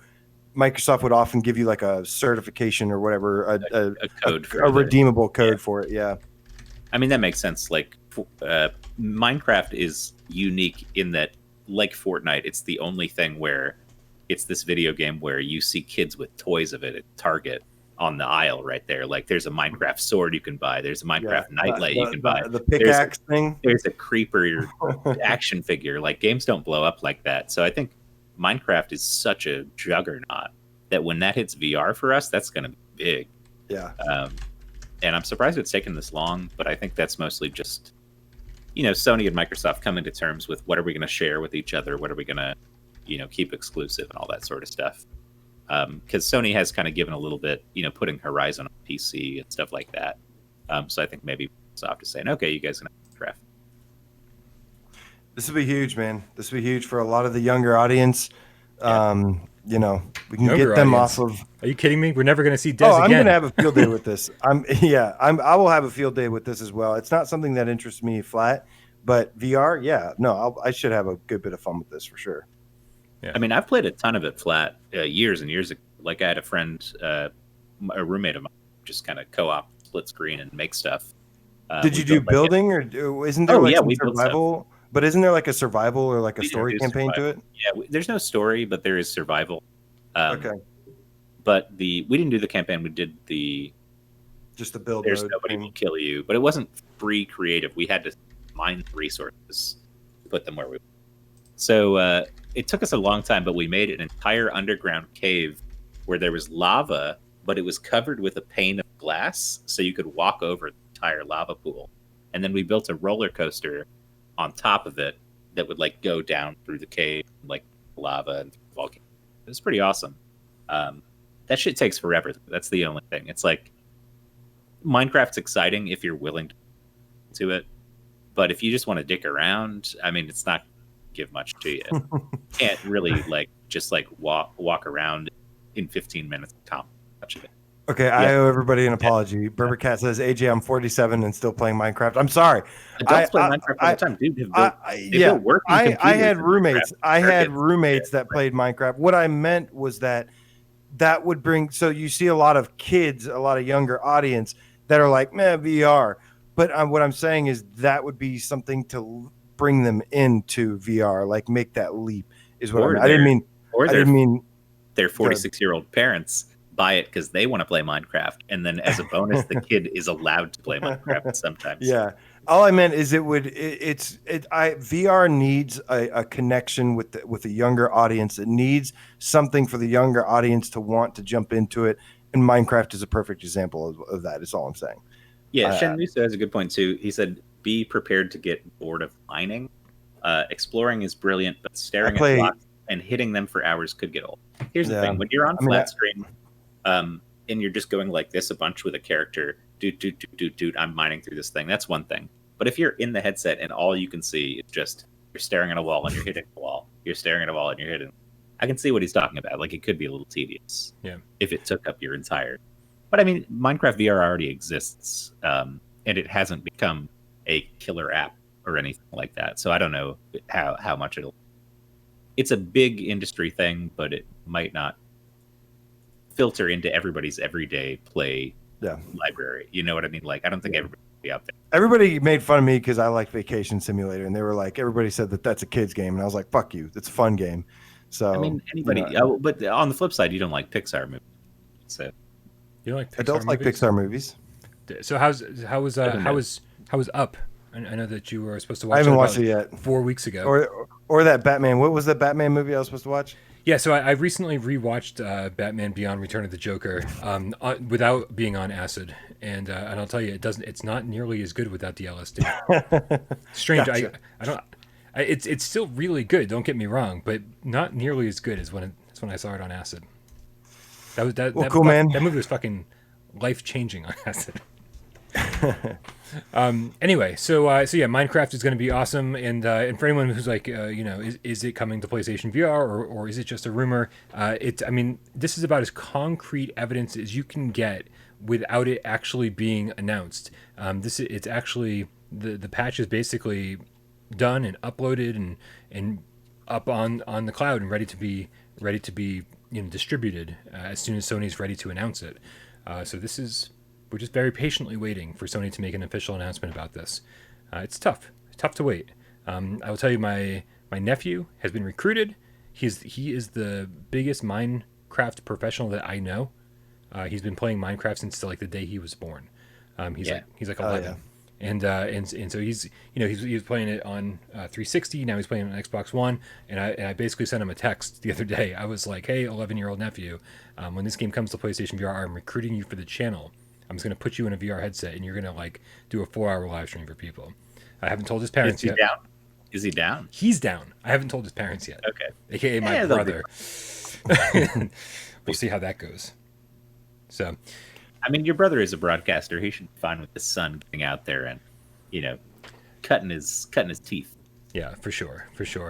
All right, you guys, that brings us to about the 3-hour mark. Yeah, and I got to go in 1 minute talk to my family. Yeah, so. Jay, who the hell just said it? Silent Evil 999 said the flashback sequence in Batman Beyond Return of the Joker was worth it alone to watch. That's what I'm talking about. That was it throws back to Batman the animated series and ties all these things together, and it's heart-wrenching and awesome and everything. So you should watch it, but watch it on acid. All right, you guys, I think that's going to do it for this episode of Gamescast Live. Thank you, everybody, for hanging out. That was I feel like I just went on an adventure. Thank you, Jamie. Thank you, Jamie Feltham, for starting off the show with us. We're gonna have to do that again with him soon when we all have more time. Dave, I'm so happy you were able to come back after your work thing. Yeah. And it was so awesome to be able to share the Squadrons reveal with not only you guys, but also the cats. Star Wars Squadrons, let's fucking go! Woo! Yeah, October cannot come fast enough. We're done. Yeah, you done? All right. I gotta bounce. I gotta go. All right. My parents are waiting for me to talk to them on Zoom. Thank you guys. Remember, join the Discord. Link in the description. We love you all. Meow, meow, meow. Cue the cat. Have a good night. The cat I'll see you guys later. Running later, Dave. Thank you so much. Take it easy. Oh, man. So, cat's rolling. Thank you guys so much for joining. Exciting times, Brian. I'm still convinced this is the best year for PSVR. The only one that can... Jamie Al will be happy. He's been wondering, is this the best year for PSVR? And I guess we know the answer. Yes, it is. I think so. I think there could be a debate between this year and 2018. I got to tell you, I had some funny stuff happen though. There's a cat that's been going around my house in the front, and I was really nice to it because it was storming outside, and so I let it stay on my porch. I didn't bother it or anything. Then I came out this morning, and there was a dead mouse on my porch. Oh, he's bringing you treats. I think it was that way of saying thank you, and it brought me, and then I got back from work, and then the mouse was gone. So I think another cat came along and took it away. I also went to a drive-thru recently for the first time, and I was going to a Zaxby's. For anybody that knows what a Zaxby's is, it's like is this story time? Is this what we're doing? It's like a fried chicken place. All right. It's a fried chicken fast food place. First time I've gone through a drive-thru since quarantine, and I got my meal, just like a couple chicken tenders or whatever. And they go up and they go, "Is this your thing?" I was like, "Yes."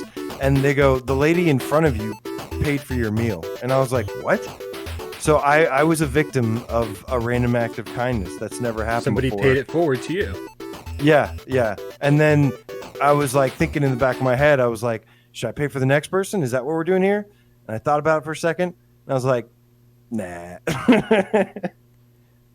Oh man! You're so much, Nick. You're a real son of a bitch, AJ. A real son of a bitch. The epic game, Cat Delirium, Drew. God damn it, God. Later, Cats. Nike, Alexandria, Surreal Deal, J Meow, Rody the Game Cat, Hugh Guyver. Say hello to your cousin Mac Nova, Damas Silent, Evil 999, Robert Sullivan, Donatello, the Scientist, Game Cat, Toss Me a Ninja Life, or Seek, Guys.